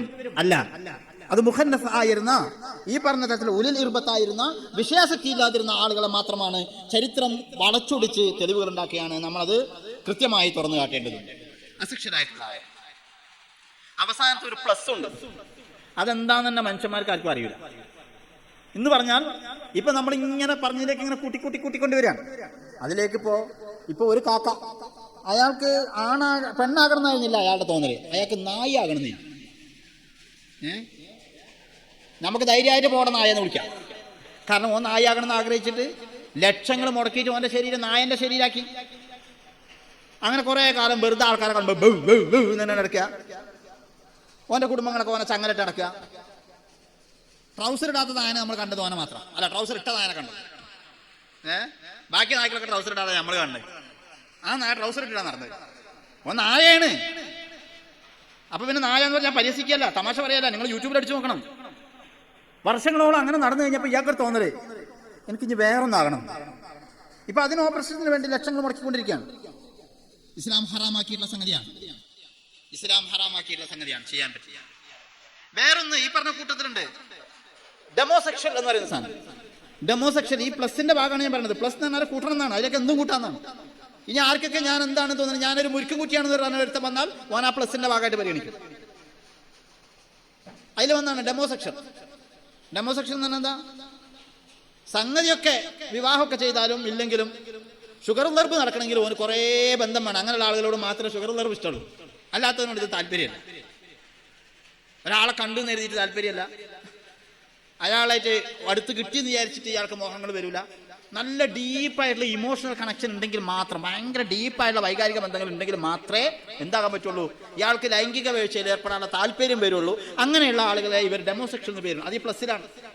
വേറെ ഒന്നുണ്ട്, എന്ത് ശരിക്കും തോന്നിയ അസുഖം. വൈകുന്നേരം ആകുമ്പോൾ തോന്നുന്നതാണ് ഞാൻ ആണാണ്, നേരം പുറത്തുമ്പോൾ തോന്നുന്നത് ഞാൻ പെണ്ണാണ്, ഒരു 2 മണിക്കൂർ കഴിഞ്ഞപ്പോൾ തോന്നുന്നത് ഞാൻ ആണാണ്. അങ്ങനെ ഒരുത്തണ്ടെങ്കിൽ തിരുവനന്തപുരത്ത് ഓൻ പെണ്ണാണെന്ന് പറഞ്ഞാണ്ട് എനിക്ക് പെണ്ണാണെന്ന് തോന്നി. പത്രത്തിൽ വാർത്ത ഒന്നും ഞാൻ ആരും പരിഹസിക്കുകയല്ല. ഇങ്ങനത്തെ കാര്യങ്ങളൊക്കെ പരിഹസിച്ച കേസും വന്ന് ഞാൻ ലോക്കപ്പ് കിടക്കേണ്ടി വരും. നല്ല ബോധമുണ്ട്, തമാശല്ലേ ഇത്. ഓൻ പെണ്ണാണെന്ന് തോന്നി, ഓൻ പെണ്ണുങ്ങളെ കൂടാന്ന് തോന്നി. കുറച്ചു ദിവസം കഴിഞ്ഞപ്പോൾ എന്തായി, ആ താത്താക്ക് എന്തായി, അവ ചെറിയൊരു പ്രശ്നം വന്നു. ഒന്നുമില്ല, ഒരു ഫുട്ബോൾ കൂടെ കൊണ്ടുനടക്കേണ്ട അവസ്ഥ. അപ്പൊ ഓൻ പറഞ്ഞാൽ എനിക്ക് ആണായി തോന്നിയിരുന്നു. അപ്പൊ അങ്ങനെ അങ്ങനെയുണ്ട്. ഇങ്ങനെ കുറച്ച് കഴിയുമ്പോൾ നേരം വിളിക്കുമ്പോൾ ഒരു തോന്നല്, വൈകുന്നേരം ആകുമ്പോൾ വേറെ തോന്നല്. ഹദീസുണ്ടല്ലോ, അന്ത്യനാളാകുമ്പോൾ നേരം വിളിക്കുമ്പോൾ ഒരു ഡ്രസ്സ്, വൈകുന്നേരം ആകുമ്പോൾ വേറെ ഡ്രസ്സ്. ഇവന് ഡ്രസ്സല്ല മാറുന്നത്, ഇവന്റെ തോന്നലിന്റെ മാറും. ഞാൻ ആണാണ് പോകുന്നതാണ്. ഇതാണ് ജെൻഡർ ഫ്ലൂയിഡിറ്റി എന്ന് പറയുന്നത്. തോന്നിവാസം ലോകത്ത് നടക്കാൻ വേറെ എന്തെങ്കിലും വേണോ? നമ്മളൊന്ന് ആലോചിച്ച് നോക്ക്. നമ്മളൊക്കെ ചെറിയ കുട്ടികളാകുമ്പോൾ ഉസ്താദ് ഖിയാമത്ത് നാളിന്റെ അടയാളങ്ങളായിട്ട് അന്ത്യനാൾ എടുക്കുന്ന സമയത്ത് പരസ്യമായിട്ട് ആൾക്കാർ വ്യഭിചരിക്കുന്നൊക്കെ പറഞ്ഞാൽ അങ്ങനൊക്കെ ഉണ്ടാകുമോ നമുക്ക് തോന്നി. ഇന്നിപ്പോ അങ്ങനെ സാധനം ഉണ്ടാകുമോ എന്ന് ചോദിച്ചാൽ ഓ പൊട്ടനാണ്. അങ്ങനത്തെ കാലത്താണ് നമ്മൾ ജീവിക്കുന്നത്. കാരണം അതിന്റെ എല്ലാ മാർഗങ്ങളും പല വിധേന അത് ശാസ്ത്രീയ സിദ്ധാന്തങ്ങളൊക്കെ വെച്ചിട്ട് അവതരിപ്പിച്ചുകൊണ്ടിരിക്കുകയാണ്. എന്നിട്ട് ഇതിന് സിദ്ധാന്തങ്ങൾ അവതരിപ്പിക്കുക, പ്രബന്ധങ്ങൾ അവതരിപ്പിക്കുക. മനുഷ്യന്റെ ജീനിൽ തന്നെ മനുഷ്യൻ ഇങ്ങനെയൊക്കെ ആകാം എന്ന് സയന്റിഫിക് ആയിട്ടുള്ള പഠനങ്ങൾ വരികയാണ്. ആരാണ് ഈ പഠനങ്ങൾ സ്പോൺസർ ചെയ്യുന്നത് നമ്മൾ പഠിക്കണം. ഞാനൊരു പുസ്തകം എഴുതിയിട്ടുണ്ട്, കൂട്ടത്തിൽ കച്ചവടം നടക്കട്ടെ, IPB ഇറക്കിയിട്ടുണ്ട്. കൊണ്ടുവന്നിട്ടൊന്നുമില്ല, കച്ചവടം നടക്കട്ടെ എന്ന് ഞങ്ങൾ വിചാരിക്കേണ്ട. ഞാൻ കൊണ്ടുവന്നൊരു കച്ചവടത്തിന് ഒന്നാണ്. മനുഷ്യൻ മാംസ ബുക്കാണോ സസ്യ ബുക്കാണോ എന്നാണ് അതിലെ ചർച്ച. സയദിയിലുണ്ടായിരുന്ന കാലത്ത് റിസാലയിൽ എഴുതിയിരുന്ന ലേഖനങ്ങളുടെ സമാഹാരം. അന്ന് മാതൃഭൂമിയിൽ ഒരു ഭയങ്കര ഗമണ്ടൻ ലേഖനം വന്നു. എന്താ, മനുഷ്യന് സസ്യ ബുക്കാണ്, മാംസ ബുക്കല്ല. നമ്മൾ ബീഫൊക്കെ കഴിക്കല്ലോ, അതിനെ എതിർക്കാൻ വേണ്ടിയിട്ട് ശാസ്ത്രീയ പഠനം അവതരിപ്പിച്ചതാണ് ചില ആൾക്കാർ. ഇന്നിപ്പോ മനുഷ്യൻ മാംസ ബുക്കല്ല സസ്യ ബുക്കല്ല, ഫുൾ ടൈം ഫേസ്ബുക്കാണ്. അത് വേറെ കാര്യം. അന്ന് മാംസ ബുക്കാണോ സസ്യ ബുക്കാണോ എന്നൊരു പുസ്തകം എഴുതി. അതിന് തുടക്കത്തിലൊരു കഥ കൊടുത്തിട്ടുണ്ട്. എന്റെ കഥ ഞാൻ തന്നെ ഉദ്ധരിക്കട്ടെ. എനിക്ക് എഴുതിയാലേ കഥ വരുള്ളൂ, പറഞ്ഞാൽ കഥയാവില്ല. എന്നാലും നിങ്ങൾ തിരിച്ചെന്ന് വിജയിപ്പിക്കണം. എന്താന്ന് വെച്ചാൽ ഒരാൾ കാട്ടിലൂടെ അങ്ങനെ നടന്നു പോവാണ്. നടന്നു പോകുമ്പോൾ എല്ലാ മരത്തിലും ഒരു കൃത്യമായ ഒരു റൗണ്ട് വരച്ചിട്ട് ആ റൗണ്ടിന്റെ നടുക്ക് തന്നെ ഒരാൾ അമ്പ് ചെയ്ത് വെച്ചു. കാട്ടിലൂടെ ഇങ്ങനെ നടന്നു പോകുന്നൊക്കെ ഭയങ്കര അത്ഭുതം. നമ്മൾ ആലോചിച്ച് നോക്കി, ഇവിടെ ഒരു റൗണ്ട് വരച്ചിട്ട് അതിന്റെ കറക്റ്റ് റൗണ്ടിൽ തന്നെ നമ്മൾ അമ്പ് ചെയ്ത് പിടിപ്പിച്ചിട്ടുണ്ട്. കാണുന്ന എല്ലാ മരത്തിലും കൃത്യമായ വൃത്തത്തിന്റെ നടുവിൽ തന്നെ അമ്പ്. ഈ പോകുന്ന ആൾക്ക് ഭയങ്കര അത്ഭുതം തോന്നി. കുറേ ദൂരം ചെന്നപ്പോൾ ഒരു മരത്തിന്റെ ചോട്ടിൽ ഒരാൾ ഇരിക്കുന്നുണ്ട്, അമ്പും ബില്ലൊക്കെ ഉണ്ട് അയാളെ കയ്യിൽ. അപ്പൊ ആ അത്ഭുതത്തോട്, നിങ്ങളെ കഴിവ് ഭയങ്കര, ഈ മരത്തിലൊക്കെ അമ്പ് ചെയ്ത് നിങ്ങളാ? അതെ, ഭയങ്കര കഴിവ് തന്നെ കേട്ടോ. എല്ലാ മരത്തിലും കൃത്യമായിട്ട് ആ വൃത്തത്തിന്റെ നടുക്കൻ. അതിനിപ്പോ എന്താ പണിയുള്ളത്?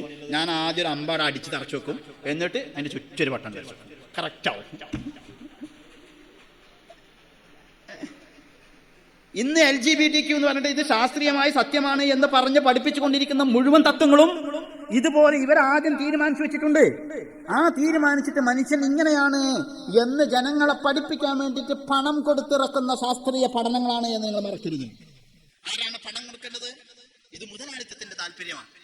നമ്മളൊന്ന് ആലോചിച്ച് നോക്ക്. ഒരു പെണ്ണും തമ്മിൽ കുടുംബജീവിതം നയിക്കാൻ വേണ്ടി തീരുമാനിച്ചാൽ സമത്വം സംഭവിക്കണമെങ്കിൽ അവർക്ക് പിന്നെ കുറെ സാധനങ്ങൾ വേണം. കാശ് കൊടുത്ത് വാങ്ങണം. ആണ് പെണ്ണാകണം എന്നാണ് സർജറി നടത്തണമെങ്കിൽ അതിന് കുറേ ഓപ്പറേഷൻ വേണം. ഞാൻ ഇനി അതിനെപ്പറ്റി പറയാനിരിക്കുകയാണ്. അതിന് കുറേ പണം വേണം. ഈ പണം ആരുടെ പോക്കറ്റിലേക്കാണ് പോകുന്നത്?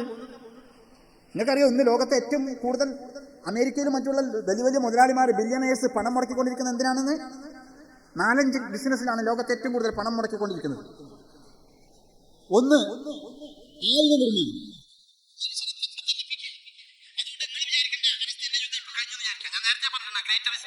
ഇസ്രായേൽ എന്ന് പറയുന്ന ഒരു സ്വപ്നം അവർക്കുണ്ട്. അത് ഫലസ്തീനിൽ മാത്രം നിൽക്കുന്ന യുദ്ധമല്ല, അത് പരിസര പ്രദേശങ്ങളിലേക്ക് അവർ പടർത്തും. അത് അവരുടെ ലക്ഷ്യമാണ്. ഈ പറയുന്ന 10 രാജ്യങ്ങൾ ചേരുന്ന ഒരു മഹാരാജ്യം അവർ സ്വപ്നം കാണുന്നുണ്ട്. ഞാനത് വളരെ വിശദമായി സംസാരിച്ചതാണ്. നമ്മുടെ വിഷയത്തിൽ നിന്ന് വഴിമാറിപ്പോകുമെന്നതുകൊണ്ട് ഞാനത് ഇപ്പോൾ പറയുന്നില്ല. സാമ്പത്തിക താല്പര്യമുണ്ട് അതിന്റെ പിന്നിൽ. 2, ആണ് പെണ്ണാകാനുള്ള സർജറിക്കുള്ള മെഡിക്കൽ ഫീൽഡിലാണ് ലോകത്ത് ഏറ്റവും കൂടുതൽ പണം വരുന്നത്. നമ്മളൊക്കെ ചെറുപ്പകാലത്ത് നമ്മളൊക്കെ നാട്ടിൽ എത്ര ഹോസ്പിറ്റൽ ഉണ്ടായിരുന്നു? ഇന്ന് നമ്മുടെ നാട്ടിൽ എത്ര ഹോസ്പിറ്റലാണ്? ഇഷ്ടംപോലെ ഹോസ്പിറ്റലുകളാണ്. ഈ ഹോസ്പിറ്റലുകൾ വരണമെങ്കിൽ നിങ്ങൾ രോഗിയാകണമെങ്കിൽ നിങ്ങൾ ഭക്ഷണം കഴിക്കണം. നിങ്ങൾ ഭക്ഷണം കഴിക്കണമെങ്കിൽ നിങ്ങൾ ഉണ്ടാക്കിയ ഭക്ഷണം കഴിച്ചാൽ പോരാ, പുതിയ മോഡൽ ഭക്ഷണങ്ങൾ ഇറക്കണം. ഫാസ്റ്റ് ഫുഡ് സംസ്കാരം കൊണ്ടുവരും, പല വിധത്തിലുള്ള സംഗതികൾ കൊണ്ടുവരും. നിങ്ങൾ രോഗിയാകേണ്ടത് ഞങ്ങളുടെ ആവശ്യമാണ്. അങ്ങനെയാണെങ്കിലാണ് മെഡിക്കൽ ഫീൽഡ് ജീവിക്കുക. മെഡിക്കൽ ഫീൽഡിൽ നിങ്ങൾക്ക് ഇനി പണ്ടത്തെ പോലെ കുറെ വയറിളക്കം പിടിച്ച് അല്ലെങ്കിൽ തലവേദനയായിട്ട് വന്നാൽ മാത്രം പോരാ. ഞങ്ങൾക്ക് സകല പ്രസവങ്ങളും ഇപ്പോൾ എന്തായി? സിസേറിയനായി.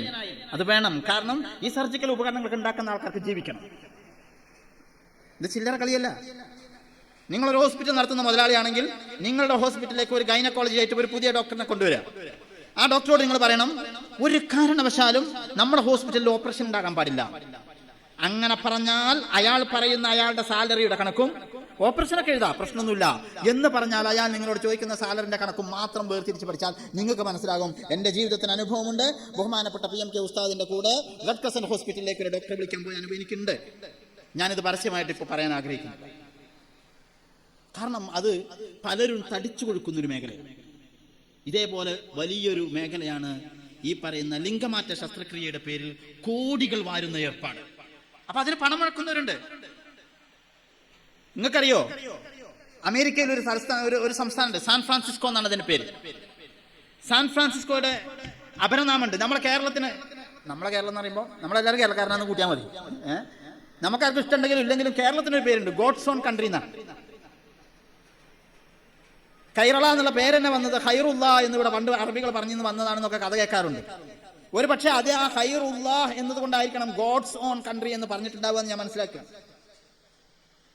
അന്നിവിടെ ജീവിച്ചിരുന്ന പരിശുദ്ധമായ ഇസ്ലാമിനും മുസ്ലിങ്ങൾക്കും അവർ നൽകിയിരുന്ന സ്വീകരണവും പള്ളിയെടുക്കാനും മുസ്ലിങ്ങളെ പ്രബോധനം ചെയ്യാനും ഒക്കെ ഇവിടുത്തെ ആളുകൾ ഒത്താശ ചെയ്തു കൊടുത്തതിന്റെ മഹത്വത്തെ അവർ സന്തോഷപൂർവ്വം പറഞ്ഞതായിരിക്കണം ഖൈറുല്ലാ എന്ന്. അള്ളാഹു താല തന്ന ആ ഖൈറായ ഭൂമി ഗോഡ്സ് ഓൺ കൺട്രി എന്നാണ് നമ്മളെ ലക്കബ്. സാൻ ഫ്രാൻസിസ്കോന്റെ ലക്കബ് എന്ന ഞങ്ങൾക്ക് ഗേ ക്യാപിറ്റൽ. ഗേ എന്ന് പറഞ്ഞാൽ എന്താ? നമ്മൾ നേരത്തെ പറഞ്ഞു, പുരുഷനും തമ്മിൽ ലൈംഗിക ബന്ധത്തിൽ ഏർപ്പെടുന്ന പരിപാടി. പുരുഷനും തമ്മിൽ ലൈംഗിക ബന്ധത്തിൽ ഏർപ്പെടണമെങ്കിൽ എന്ത് വേണം? ഇവന്റെ ഭാവിയിൽ ഒരു കുടുംബത്തിന് ഉപകരിക്കേണ്ട ചെങ്കോൽ ആവശ്യമില്ലാത്ത ഒരു സ്ഥലത്ത് അവൻ അടിച്ചു കയറ്റും, അല്ലേ? അങ്ങനെ സംഭവിച്ചാലോ? സാധാരണഗതിയിൽ ലൈംഗിക ബന്ധത്തിൽ ഏർപ്പെടുമ്പോൾ സ്ത്രീയുടെ ഖുബുല് അല്ലാഹു തആല നിശ്ചയിച്ചിട്ടുള്ളത് അത് വികസിക്കുകയും ചുരുങ്ങുകയും ചെയ്യുന്ന പ്രതിഭാസത്തോടുകൂടിയാണ്. നമ്മളെയൊക്കെ പ്രസവിച്ചല്ലോ, സ്ത്രീയുടെ മുൻവശത്തു കൂടെ തന്നെയാണ് നമ്മൾ വന്നത്. ഒരു കുട്ടി പ്രസവിക്കുമ്പോൾ ആ കുട്ടിയുടെ വലുപ്പത്തിനെ നമുക്ക് സങ്കല്പിക്കാം. അത്രയും വലിയൊരു കുട്ടി അതിലൂടെ പുറത്തു വന്നാലും പിന്നീട് അത് സങ്കോചിച്ച് ചുരുങ്ങിപ്പോകുന്ന തരത്തിലുള്ള ലൈംഗികാവയവമാണ് അല്ലാഹു തആല സ്ത്രീകൾക്ക് കൊടുത്തിട്ടുള്ളത്. എന്നാൽ അതുപോലെ തന്നെ സ്വാഭാവികമായും സ്ത്രീ പുരുഷ ലൈംഗിക ബന്ധത്തിൽ ഏർപ്പെടുമ്പോഴും ഇത് വികസിക്കുകയും സങ്കോചിക്കുകയും ചെയ്യും. സ്വാഭാവികമായ ഒരു പ്രക്രിയയാണ്. അല്ലാഹു തആല അങ്ങനെയാണ് അത് സൃഷ്ടിച്ചിട്ടുള്ളത്. അതേസമയം ഗുദഭോഗം പാടില്ല, പിറകിലൂടെ പോകാൻ പാടില്ല, അത് ഹറാമാണ്. അവൻ നരകത്തിൽ കടക്കുകയില്ല, അവൻ അള്ളാഹുവിന്റെ ലഅനത്തുണ്ട് എന്നെല്ലാം ഹദീസിൽ വന്നിട്ടുണ്ട്. അവൻ നരകത്തിൽ കടക്കും, സ്വർഗത്തിൽ കടക്കുകയില്ല എന്നെല്ലാം ഹദീസിൽ വന്നിട്ടുണ്ട്. കാരണം അല്ലാഹു തആല ആ അവയവം സൃഷ്ടിച്ചിട്ടുള്ളത് ഇതിന് പറ്റുന്ന സൗകര്യങ്ങൾ കൂടി അല്ല. അതുകൊണ്ട് ആ അവയവത്തിൽ ആരെങ്കിലും അതിൽ കയറുന്നതല്ലാത്ത എന്തെങ്കിലും അടിച്ചു കയറ്റി അതിന്റെ ദ്വാരം വലിപ്പം കൂട്ടിയാൽ പിന്നെ അതിന്റെ സ്നിഗ്ധതയില്ലാത്തതാണ്, അത് അടഞ്ഞു നിൽക്കൂല. അതിന്റെ ഉള്ളിൽ നിന്ന് ചിലപ്പോ സ്വർണ്ണ കളറുള്ള ചിലത് പുറത്തു വന്നുകൊണ്ടിരിക്കും. ഇത് ബുദ്ധിമുട്ടാകുന്നതിന്റെ പേരിൽ ഇന്ന് സാൻ ഫ്രാൻസിസ്കോ എന്ന് പറയുന്ന ആ തലസ്ഥാനം നേരിട്ടുകൊണ്ടിരിക്കുന്ന ഏറ്റവും വലിയ ചെലവ്, അവിടുത്തെ മുനിസിപ്പാലിറ്റി സർക്കാർ നേരിട്ടുകൊണ്ടിരിക്കുന്ന ഏറ്റവും വലിയ ചെലവ് എന്താ നിങ്ങൾ പമ്പേഴ്സ് നീക്കം ചെയ്യുക റോഡ് സൈഡിൽ നിന്ന്. എന്തിനാ പമ്പേഴ്സ്? നമ്മളെന്തിനാ പമ്പേഴ്സ് ഉപയോഗിക്കല്? ചെറിയ കുട്ടികൾക്കാണ് ഉപയോഗിക്കുക അല്ലേ, അല്ലെങ്കിൽ സെൽസിൽ ബൗലുള്ള ആളുകളും ഉപയോഗിക്കും. ഇതിങ്ങനെ ഒലിച്ചുകൊണ്ടിരിക്കുമ്പോൾ അത് വസ്ത്രത്തിലാകാതിരിക്കാൻ വേണ്ടി പാമ്പേഴ്സ് ഇട്ട് കെട്ടും. അത് കാണാൻ തൂങ്ങുമ്പോൾ എടുത്ത് ഒഴിവാക്കും. അവിടുത്തെ പുരുഷന്മാരിൽ ലോകത്തെ ഏറ്റവും കൂടുതൽ ഗേകളുള്ള, ഔദ്യോഗികമായി സർക്കാരിൽ ഞാൻ ഗേ ആണെന്ന് എഴുതി കൊടുത്ത ആളുകൾ താമസിക്കുന്ന സ്ഥലമാണ് ഈ പറഞ്ഞ സാൻ ഫ്രാൻസിസ്കോ. അതിന്റെ വിശദമായ രേഖകളും കണക്കുകളൊക്കെ എൻ്റെ കയ്യിലുണ്ട്. അത് വായിക്കാൻ പറ്റുന്ന ഒരു അവസ്ഥയല്ല എന്നുള്ളത് കൊണ്ടാണ്, ഇത് ദീർഘമായി പോകുന്നതുകൊണ്ടാണ് ഞാൻ വായിക്കാത്തത്. നിങ്ങൾക്ക് വിഷയം മനസ്സിലാക്കാൻ മതിയല്ലോ. 10,000-കണക്കിന് ആളുകൾ ഗേകളുള്ള സ്ഥലമാണത്. നിയമപരമായി അവർക്ക് അങ്ങനെ ലൈംഗിക ബന്ധത്തിൽ ഏർപ്പെടാൻ അവിടെ അവകാശമുണ്ട്. അതുകൊണ്ട് ഇത് പിറകിലൂടെ കയറുന്നത് കാരണം ശരീരത്തിൽ നിന്നുള്ള മാലിന്യങ്ങൾ പുറത്തേക്ക് വരുന്നതിൻ്റെ വാൾവ് നമുക്ക് മലയാളത്തിൽ ഇപ്പം പറയാം. അത് ഫുൾ ടൈം ഓപ്പൺ ആയി കിടക്കുന്നത് കൊണ്ട് പമ്പേഴ്സ് തിരിച്ച് കിടക്കണം. ഇതിന്റെ കനം തൂങ്ങുമ്പോൾ മഞ്ഞ കളറാകുമ്പോൾ ഇതെടുത്ത് റോഡ് സൈഡിൽ ഇടും. അങ്ങനെ ഇട്ടത് ഇപ്പൊ മുനിസിപ്പാലിറ്റിന്റെ ലോറി വന്നിട്ട് കൊണ്ടുപോയി ഒഴിവാക്കണം. അങ്ങനെയല്ലോ റോഡ് സൈഡിലുള്ള പാമ്പേഴ്സ് ഒഴിവാക്കാൻ വേണ്ടിയിട്ട് കോടികൾ മുടക്കുകയാണ് സാൻ ഫ്രാൻസിസ്കോ സർക്കാർ. ഒന്ന് ആലോചിച്ച് നോക്കണം. ഇവർ നേരിടുന്ന അസുഖങ്ങൾ എത്രയാണ്? ലൈംഗിക രോഗങ്ങളെന്ന് എണ്ണി പറഞ്ഞിട്ടുള്ള എല്ലാ രോഗങ്ങളും ഇവർ അനുഭവിക്കുന്നുണ്ട്. നിങ്ങൾക്കറിയാവുന്ന ഏറ്റവും ഗൗരവമുള്ള ഒരു ലൈംഗിക രോഗത്തിന്റെ പേര് പറയും. നിങ്ങൾ കേട്ട പരിചയമുള്ള പറഞ്ഞാൽ എയ്ഡ്സ്. ലോകത്ത് ആദ്യമായി എയ്ഡ്സ് എവിടെ ഉണ്ടായത്? ലോകത്ത് ആദ്യമായി എയ്ഡ്സ് പറഞ്ഞ രോഗം ഉണ്ടായത് അമേരിക്കയിൽ. 5 ആൾക്കാർക്കാണ് റിപ്പോർട്ട് ചെയ്തത്. എന്റെ ഓർമ്മ ശരിയാണെങ്കിൽ 1980 ജൂൺ 5-ന് അമേരിക്കക്ക് CDC എന്നൊരു ഒരു സെന്റർ ഉണ്ട്, സെന്റർ ഫോർ ഡിസീസ് കൺട്രോൾ. അവരെല്ലാ ആഴ്ചയിലും ആ ആഴ്ചയിലെ ആരോഗ്യപരമായ വിഷയങ്ങളുമായി ബന്ധപ്പെട്ടുള്ള റിപ്പോർട്ടുകൾ വെബ്സൈറ്റിൽ പ്രസിദ്ധീകരിക്കും. ഇത് അടിച്ചൊക്കെ കിട്ടും. അതിൽ 1980 ജൂൺ 5-ന് പ്രസിദ്ധീകരിച്ച റിപ്പോർട്ടിൽ 5 പേർക്കുള്ള ഒരു പ്രത്യേകമായ ലൈംഗിക രോഗം, അഥവാ ശരീരത്തിലെ പ്രതിരോധ ശേഷി തീരെ ഇല്ലാതെ നശിച്ചു പോകുന്ന ഒരു രോഗം റിപ്പോർട്ട് ചെയ്തു. അന്ന് ആ രോഗത്തിന് ഒരു പേരെ കിട്ടു. ആ പേരിന്റെ ഫുൾഫോമാണ് ഇപ്പൊ നമ്മൾ അതിനെ വലുതാക്കിയാണ് ഇപ്പൊ നമ്മൾ എയ്ഡ്സ് എന്ന് പറഞ്ഞുകൊണ്ടിരിക്കുന്നത്. ഇത് ആദ്യ ആർക്കാരുണ്ട്? ഞങ്ങൾക്ക് 5 ഗേകൾക്ക് ലിവാത്ത് ചെയ്തു. പണ്ട് ലിവാത്ത് എന്ന് പറഞ്ഞാൽ പിറകിലൂടെ കയറ്റുന്ന പരിപാടി ഉണ്ടായിരുന്നില്ല എന്നാണ് ഞാൻ ഹദീസുകളുടെ കിതാബുകളും അതുപോലെ തഫ്സീറിനൊക്കെ മനസ്സിലാക്കിയിട്ടുള്ളത്. പക്ഷേ ഈ സ്വഭാവവും അന്നേ ഉണ്ടായിരുന്നു എന്നതുകൊണ്ടാണ് ഹദീസിൽ അത് ശക്തമായ ഭാഷയിൽ നിരോധിച്ചിട്ടുണ്ടാവുക എന്ന് നാം മനസ്സിലാക്കണം. അങ്ങനെ ഈ പറയുന്ന അസുഖത്തിന് വിധേയമായിട്ട് രോഗികളായിട്ട് പമ്പേഴ്സ് കമ്പനിക്ക് ആവശ്യമാണ്. കച്ചവടം നടക്കണ്ടേ? ലോകം മുഴുവനും ഇന്ന് ഭരിച്ചുകൊണ്ടിരിക്കുന്നത് മുതലാളിത്തമാണ്, നാം മറക്കരുത്. കമ്മ്യൂണിസം ഒന്നും ഇല്ല. നമ്മുടെ നാട്ടിൽ കമ്മ്യൂണിസം അല്ലേ? നമ്മുടെ കേരളത്തിലാണെങ്കിൽ CPM ഉണ്ട്, CPI ഉണ്ട്. അതൊക്കെ മുതലാളിസം തന്നെയാണ്. 5-6 കുപ്പിമ തേന് നെയ്ച്ചാൽ അത് പഞ്ചാരാവോ? അല്ല, തേനാവോ? അല്ലെങ്കിൽ കഷായത്തിന്റെ കുപ്പിമ തേന് നെയ്ച്ചാൽ അത് തേനാവോ? തേൻ കുപ്പിമ കഷായം നെയ്ച്ചാൽ കഷായാവോ? ആകൂല. പേര് കമ്മ്യൂണിസ്റ്റ് എന്നിട്ടൊരു കാര്യമില്ല. അത് രാഷ്ട്രീയ പാർട്ടിക്ക് ആ പേര് വന്നു മാത്രമേ നമ്മൾ മനസ്സിലാക്കേണ്ടതുള്ളൂ. കാരണം യഥാർത്ഥ കമ്മ്യൂണിസ്റ്റ് ആശയത്തിന് വ്യക്തികൾക്ക് സ്വത്തവകാശം ഇല്ല. സ്വത്ത് മുഴുവൻ ആരുടേതായിരിക്കണം? സ്റ്റേറ്റിൻ്റെതായിരിക്കണം എന്നാണ്. നമ്മുടെ നാട്ടിൽ എവിടെയെങ്കിലും സ്റ്റേറ്റിന്റെ അവകാശത്തിന് സ്വത്ത് മുഴുവൻ വിട്ടുകൊടുത്ത ഒരു കമ്മ്യൂണിസ്റ്റ് തന്നെ കാണാൻ പറ്റുമോ? തെരഞ്ഞെടുപ്പ് വരുമ്പോൾ പ്രകടന പത്രികന്റെ കൂടെ ഓരോരുത്തരെയും സ്വത്ത് വിവരങ്ങൾ കൊടുക്കും. അപ്പോൾ കോൺഗ്രസ്സുകാരും കൊടുക്കുന്ന പോലെ തന്നെ കമ്മ്യൂണിസ്റ്റുകാരും കൊടുക്കുന്നുണ്ട്. അവനക്ക് ആസ്തിയുള്ള പോലെ തന്നെ ഇവനും ആസ്തിയുണ്ട്. ഇവൻ ആസ്തിയില്ല, ഞാൻ എൻ്റെ ആസ്തിയൊക്കെ സർക്കാരിന് വിട്ടുകൊടുത്തെന്നാണ് ഒരു കമ്മ്യൂണിസ്റ്റ് നിങ്ങൾ കാണിച്ചു ഇല്ല. ഇന്ന് ലോകത്ത് എല്ലായിടത്തും മുതലാളിത്തം തന്നെ ഉള്ളത്. മുതലാളിന്റെ പേര് മാറി. അത് മുതലാളി എന്ന് പറയുന്ന മുതലാളി, ഇത് മുതലാളി എന്ന് പറയാത്ത മുതലാളി, അത്രേ ഉള്ളൂ. ഈ മുതലാളിത്തത്തിന് പണം സമ്പാദിക്കാൻ പല രീതികളുണ്ട്. ആ രീതികളുടെ ഭാഗമാണ് ഈ സംഗതികൾ പ്രോത്സാഹിപ്പിച്ചുകൊണ്ടിരിക്കുന്നത്. അതിന്റെ ഭാഗമാണ് നമ്മൾ നേരത്തെ പറയാൻ ബാക്കി വെച്ചിട്ടുള്ള ട്രാൻസ്ജെൻഡറുകളെ പ്രോത്സാഹിപ്പിച്ചുകൊണ്ടിരിക്കുന്നത്. എന്താ ട്രാൻസ്ജെൻഡർ എന്ന് പറഞ്ഞാൽ? ജെൻഡർ എന്ന് പറഞ്ഞാൽ നമ്മൾ പറഞ്ഞല്ലോ, മനുഷ്യന്റെ ഉള്ളിൽ ഞാൻ എന്താണ്. ഇപ്പൊ ഞാനെന്ന് പറയണ്ട, എനിക്ക് അങ്ങനെ അള്ളാഹ് അങ്ങനത്തെ ഒരു ചിന്ത തരാതിരിക്കട്ടെ. നമ്മളെ കൂട്ടത്തിൽ ഏതെങ്കിലും ഒരാൾ ചിന്തിക്കാണ് എനിക്ക് അങ്ങോട്ട് പോകണമെങ്കിൽ ഒരു മഹറമ വേണമല്ലോ. എന്താ അതിന്റെ അർത്ഥം? ഞാൻ ഈ സദസ്സിൽ ചെന്നിരിക്കണമെങ്കിൽ അവിടെ ഫുള്ള് ആണുങ്ങളല്ലേ ഇരിക്കണത്, എനിക്ക് അങ്ങോട്ട് പോകാൻ പറ്റൂലല്ലോ. ആ ഭാഗത്ത് കൂടെ പോകണമെങ്കിൽ തന്നെ എന്റെ കൂടെ ഒരു മഹറമ വേണമല്ലോ എന്ന് നമ്മളെ കൂട്ടത്തിൽ ഒരാൾ ചിന്തിച്ചാൽ, ഓനെ കണ്ടാൽ ആണാണ്, പക്ഷെ ഓന് തോന്നുക ഞാൻ പെണ്ണാണ്. അങ്ങനെ പെണ്ണാണെന്ന് ഒരാൾക്ക് തോന്നിയാലോ?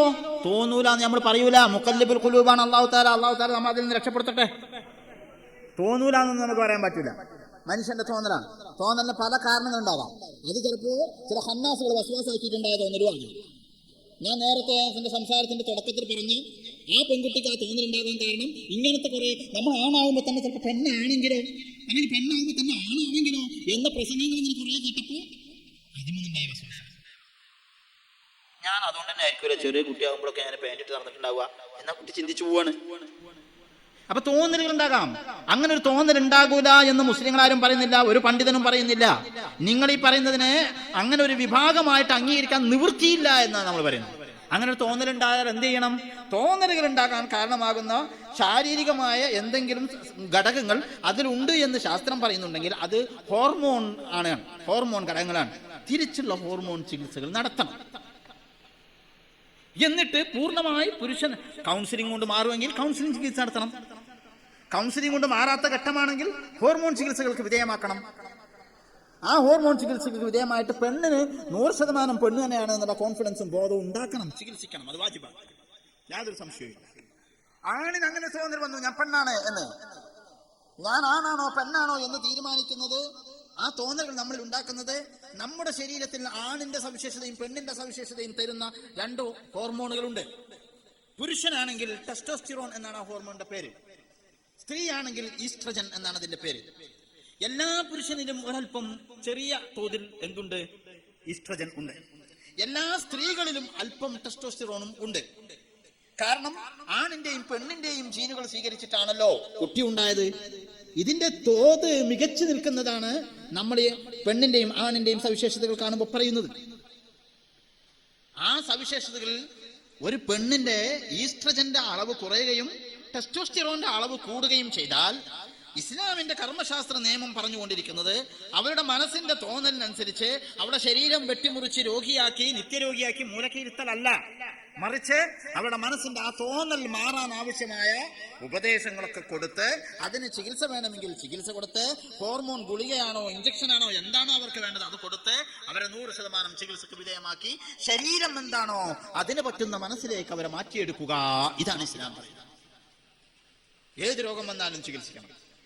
ചികിത്സിക്കൽ രോഗം വന്നു കഴിഞ്ഞാൽ ചികിത്സിക്കൽ സ്വന്തമായി പണമുണ്ടെങ്കിൽ അയാൾക്കും, അയാൾക്ക് പണമില്ലെങ്കിൽ അയാളുടെ രക്ഷിതാവിനും പണമില്ലെങ്കിൽ മുസ്ലിം ഉമ്മത്തിനും ബാധകമാണ് അവർക്ക് ചികിത്സ കൊടുക്കേണ്ട ഉത്തരവാദിത്വം. അപ്പോൾ നമ്മൾ ആ കൂട്ടായ പരിശ്രമത്തിലൂടെ പണം ചെലവഴിക്കേണ്ടി വന്നാലും അത് ചെലവഴിച്ച് അവരെ ചികിത്സിക്കണം. നേരെ മറിച്ച് ഒരു പുരുഷന് തോന്നുകയാണ് ഞാൻ പെണ്ണാണ്, എന്റെ തോന്നലിനനുസരിച്ച് എന്റെ ലൈംഗികാവയങ്ങൾ മുറിച്ചു മാറ്റി സ്ത്രീയുടെ ലൈംഗികാവയങ്ങൾ ഫിറ്റ് ചെയ്ത് അങ്ങനെ ഒരു സ്ത്രീ ആകാൻ വേണ്ടിയിട്ട് മനസ്സിനോടൊപ്പിച്ച് ശരീരം മാറ്റിയാൽ, ഞാൻ നേരത്തെ പറഞ്ഞ പോലെ ശരീരം ഓപ്പറേഷനൊക്കെ ചെയ്ത് കഴിയുമ്പോഴേക്കാരം മറ്റേ കാക്കൊക്കെ തോന്നുന്നത് ഞാൻ ശരിക്കും പെണ്ണെന്നെയാണല്ലേ, ആണെന്നെയാണല്ലേ. നിങ്ങൾ എന്ത് ചെയ്യും? മനസ്സ് പലതരത്തിലുള്ള സാഹചര്യങ്ങൾ കൊണ്ട് സ്വാധീനിക്കപ്പെടുന്ന സംഗതിയാണ്. മനസ്സിലുണ്ടാകുന്ന തോന്നലുകൾ ദൃഢമാകുമ്പോഴാണ് വിശ്വാസം എന്ന് പറയുന്ന സംഗതി ഉണ്ടാവുക. ഞാൻ എൻ്റെ സംസാരത്തിന്റെ തുടക്കത്തിൽ പറഞ്ഞു, നിയ്യത്ത് എന്ന് പറഞ്ഞൊരു സംഗതിയുണ്ട്. നിയ്യത്ത് എന്താ? നമ്മൾ ബോധപൂർവ്വം ഒരു കാര്യത്തെ തീരുമാനിക്കലാണ്, കേവലം തോന്നലല്ല. ആ തോന്നലിനെ നമ്മൾ ഉറപ്പിക്കുകയാണ്. ഡിസിഷൻ മേക്കിംഗ് ആണ്. ഡിസിഷൻ മേക്കിംഗ് അത് ശരിയാണ് എന്ന് വരുത്തുന്ന തരത്തിൽ ഒരു പടി കൂടെ നമ്മൾ മുന്നോട്ട് പോകുമ്പോൾ അതിനാണ് എഴുത്തിക്കാത് എന്ന് പറയുന്നത്. അത് ഉറച്ചതാണ്, മനസ്സിൽ കെട്ടിയിട്ടതാണ്. അഖദ് എന്ന വാക്കിൽ നിന്നാണ് എഴുത്തക്കഥ എന്ന വാക്ക് വന്നത്. അഖദ് എന്ന് പറഞ്ഞാൽ കെട്ടിയിട്ടു എന്നതിൽ നിന്ന് വരുന്നതാണ്, കെട്ടാണത്. എഴുത്തക്കഥ എന്ന് പറഞ്ഞാൽ ഉറപ്പിച്ചു വെച്ചു, ഇനി അത് മുറിഞ്ഞു പോലെ കെട്ടിയിട്ട് കഴിഞ്ഞു. അധാരണ. അല്ലാഹു ഏകനാണെന്നുള്ളത് ബോധ്യ പറക്കുന്ന ഒരു തോന്നലല്ല, എനിക്ക് തെളിവുകൾ കൊണ്ട് ബോധ്യപ്പെട്ട് എന്റെ കൽബിൽ ഉറപ്പിച്ച് ബന്ധിച്ചിട്ട് ആശയമാണ്. അതുകൊണ്ടാണ് മനസ്സിന്റെ ആ തീരുമാനത്തെ നമ്മൾ എത്തിക്കാതെ എന്ന് പറയുന്നത്. ആ വിധത്തിൽ ഒരു പുരുഷന് ഞാൻ പെണ്ണാണെന്ന് തോന്നിപ്പോയാൽ ആ കെട്ടഴിച്ചു കൊടുക്കണം. ആ കെട്ടഴിച്ചു കൊടുക്കാൻ എന്താണോ ചെയ്യേണ്ടത് അത് ചെയ്യണം. ചിലപ്പോൾ ആത്മീയമായ ഉപദേശം പറ്റുമായിരിക്കാം, ചിലപ്പോൾ നല്ല വിദഗ്ധനായ ഒരു സൈക്യാട്രിയുടെ അടുത്ത് കൊണ്ടുപോയി കൗൺസിലിംഗ് നടത്തിയേക്കാം, ചിലപ്പോൾ വൃത്തിയുള്ള ഒരു ഡോക്ടറെ അടുത്ത് കൊണ്ടുപോയി അയാൾ നിർദ്ദേശിക്കുന്ന ഹോർമോൺ ചികിത്സകൾക്ക് വിധേയമാക്കേണ്ടി വന്നേക്കാം. ആ ചികിത്സകൾ നടത്തണം. അതല്ലാതെ അയാളുടെ മനസ്സിൽ ഇപ്പോൾ വന്ന തോന്നലിനനുസരിച്ച് അയാളുടെ ശരീരത്തെ വെട്ടിമുറിക്കുക എന്ന് പറയുമ്പോൾ ആണാണോ പെണ്ണാണോ എന്ന് തീരുമാനിക്കാനുള്ള ഒബ്ജക്റ്റീവായിട്ടുള്ള ഒരു മാനദണ്ഡമില്ലാതെ പോകും. പരിശുദ്ധമായ ഇസ്ലാം, ഞാൻ ആദ്യമേ പറഞ്ഞു, മനുഷ്യനെ കാണുന്നത്, നിയമങ്ങളെ കാണുന്നത്, നമ്മൾ ചെയ്യേണ്ട പ്രവർത്തനങ്ങളെ കാണുന്നത് ഇതൊരു ഒബ്ജക്റ്റീവ് ആയിട്ടുള്ള തത്വസംഹിതയായിട്ടാണ്. ഒബ്ജക്റ്റീവ് എന്ന് പറഞ്ഞാൽ വസ്തുനിഷ്ഠം, അളവ് നോക്കി അഹലുവ കഷ്ണം മുറിച്ചു വെച്ചതുപോലെ മുറിച്ചു വെച്ച നിയമം. അപ്പോഴേ നമുക്കിത് രാത്രിയാണോ പകലാണോ എന്ന് പറയാൻ പറ്റുക. അപ്പോഴാണ് ഇത് കറുപ്പാണോ വെളുപ്പാണോ എന്ന് പറയാൻ പറ്റുക. അതേസമയം ഒരാളുടെ തോന്നലുകൾക്ക് വിട്ടുകൊടുത്താൽ ഇതെന്താ സാധനം, ഇതെന്താ സാധനം? പുട്ടുകുറ്റിയാണ്. എനിക്ക് തോന്നുന്നത് പുട്ടുകുറ്റിയാണല്ലോ. ഇത് പുട്ടുകുറ്റി തന്നെയാണ്. നിങ്ങൾക്ക് ആർക്കെങ്കിലും എതിർപ്പുണ്ടോ? എന്തുകൊണ്ടാ ഈ കളർ എന്താ? വൈറ്റാ, ഇത് റെഡല്ലേ? വൈറ്റാണ്. ഇതാണ് ഈ ഒബ്ജക്റ്റീവ് എന്ന് പറഞ്ഞുകൊടുക്കുന്ന കാര്യം. ഇതാണ് ഈ വസ്തുനിഷ്ഠം എന്ന് പറഞ്ഞ കാര്യം. ഒരു കാര്യം, ഒരു നിയമം പറഞ്ഞാൽ അത് ബോധ്യപ്പെടണമെങ്കിൽ എനിക്ക് തോന്നാൻ കുറെ സമയം ഇതാണ് എന്റെ വലത്തെ കൈ, കുറച്ച് കഴിഞ്ഞപ്പോൾ തോന്നുന്നു ഇതെന്റെ അടുത്ത കൈ. എന്തെങ്കിലും തീരുമാനം ഉണ്ടാവുമോ? സൂര്യൻ ഇങ്ങനെ ഉദിച്ച് നല്ല വെളിച്ചം എല്ലായിടത്തും വന്നാൽ അതിന് രാത്രി എന്നാണ് പറയേണ്ടത്. എനിക്ക് അങ്ങനെയാണ് തോന്നുന്നത്. എന്ത് ചെയ്യാനാ? താലമണ്ടൊക്കെ ഒന്നര കൊടുക്കണം എന്നല്ലാതെ. ഭാഷ, ഒരു വിഷയം പറയണമെങ്കിൽ, ഭാഷ രൂപപ്പെടണമെങ്കിൽ ഒബ്ജക്റ്റീവായിട്ട് തീരുമാനം പറയാൻ പറ്റുന്നിടത്തെ ഭാഷ ഉണ്ടാകുള്ളൂ. ഇംഗ്ലീഷിൽ CAT എന്ന് എഴുതിയാൽ നമ്മൾ എന്താ വായിക്കാം? എന്താ കാന്ന് പറയണ? കാറ്റ് വായിക്കണമെങ്കിൽ KAT അല്ലേ വേണ്ടേ? ഞാൻ ഇനി മുതൽ കാറ്റ് എന്ന് എഴുതുമ്പോൾ KAT എഴുതുക. എന്താ അങ്ങനെ എഴുതിയാൽ? കാറ്റിന്റെ അർത്ഥം എന്താ? കാറ്റ് എന്നല്ല പറഞ്ഞത്, കുറച്ചെങ്കിലും ബന്ധം വേണ്ട. കാളാന്നാണ് അതിന്റെ അർത്ഥം. ഞാൻ ഇനി മുതൽ കാളാന്നുള്ളതിന് കാറ്റ് എന്നാ പറയാം. എന്തെങ്കിലും നടക്കുമോ ദുനിയാവില്? നടക്കുമോ? ഇല്ല. ഇതാണ് ഞാൻ പറഞ്ഞുകൊണ്ടിരിക്കുന്നത്. ഇതുപോലെ ആണാണ് എന്ന് പറയാൻ അയാൾക്ക് അങ്ങനെയാണ് തോന്നിയെന്നുള്ളതല്ല മാനദണ്ഡം. ആണിന്റെ ശരീരമാണോ, ബയോളജിക്കൽ ഫീച്ചർ എന്താണ്, ശാരീരിക സവിശേഷത എന്താണ്, അത് നോക്കണം. പെണ്ണാണോ എന്ന് പറയാൻ പെണ്ണിന്റെ മനസ്സിലെന്താണ്, അയാളുടെ മനസ്സിലെന്താണ് തോന്നലെന്ന് നോക്കിയിട്ടല്ല പറയേണ്ടത്. മറിച്ച് അവളുടെ ശാരീരിക സവിശേഷതകൾ എന്താണ്, ബയോളജിക്കൽ ഫീച്ചർ എന്താണ്, അത് നോക്കിയിട്ടാണ് തീരുമാനമെടുക്കേണ്ടത്. അതല്ലാതെ കുറച്ചു കാലം ഇങ്ങനെ, കുറച്ചു കാലം കൊങ്ങനെ, കുറച്ചു കാലം കിങ്ങനെ എന്നായാൽ എല്ലാം കൊളായി പോകും. പണ്ടാരോ പറഞ്ഞു സാരി സൂക്ഷിച്ച് കാലിക്കറ്റ് എന്ന് വായിച്ചിട്ട് കോഴിക്കോട് നടത്തം വെക്കുന്ന ഭാഷ ഉണ്ടല്ലേ? ശരിയാണ്, അയാൾ പറഞ്ഞത് ശരിയാണ്. ABCDC ആണ്. അപ്പൊ സാരി സൂക്ഷിച്ചാണ് എഴുതുന്നത്, അതിന് കാലിക്കറ്റ് എന്നാണ് വായിക്കണത്. അവിടെ ഒബ്ജക്റ്റീവായ തത്വം ഉള്ളതുകൊണ്ടാണ്. ഈ തത്വം തീരുമാനിക്കുന്നത് ചില നിയമങ്ങൾ ആര് സൃഷ്ടിച്ചോ ആ ആളാണ്. CAT എന്ന് പറയുന്ന 3 അക്ഷരങ്ങൾക്ക് പൂച്ച എന്ന് പറയുന്ന സംഗതിയുമായിട്ട്, ആ പൂച്ച എന്ന ജീവിയില്ലേ, നമുക്കൊക്കെ അറിയാവുന്ന ജീവി, അതുമായിട്ട് ഈ CAT എന്ന 3 അക്ഷരങ്ങൾക്ക് എന്ത് ബയോകെമിക്കൽ റിലേഷൻ ആണുള്ളത്, എന്ത് രാസശാസ്ത്ര ബന്ധമാണുള്ളത്? അങ്ങനെ എന്തെങ്കിലും ബന്ധം ഉണ്ടായിട്ട് അതിനാ പേരിട്ടത്? അല്ലല്ലോ. പിന്നെന്താ? ഭാഷ ഉണ്ടാക്കിയ ഒരു വ്യക്തിയോ ഒരു കൂട്ടം വ്യക്തിയോ ആകുന്ന ഏജന്റ് വാദിന്റെ നമ്മൾ ഓതി പഠിക്കുമ്പോൾ പറയും, ആ വാദി അങ്ങനെ വധു ചെയ്തു എന്ന് പറഞ്ഞാൽ ആ ഒരു ഏജന്റ് അങ്ങനെയാണ് തീരുമാനിച്ചത്.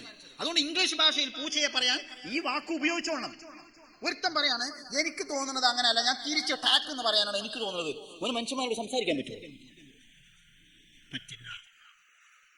ഇതുപോലെ നമ്മുടെ നാട്ടിലാവട്ടെ, ലോകത്തെല്ലായിടത്തും ഇപ്പൊ അടുത്തൊരു പ്രശ്നം നിങ്ങൾ പത്രം വായിച്ചിട്ടുണ്ടാകും.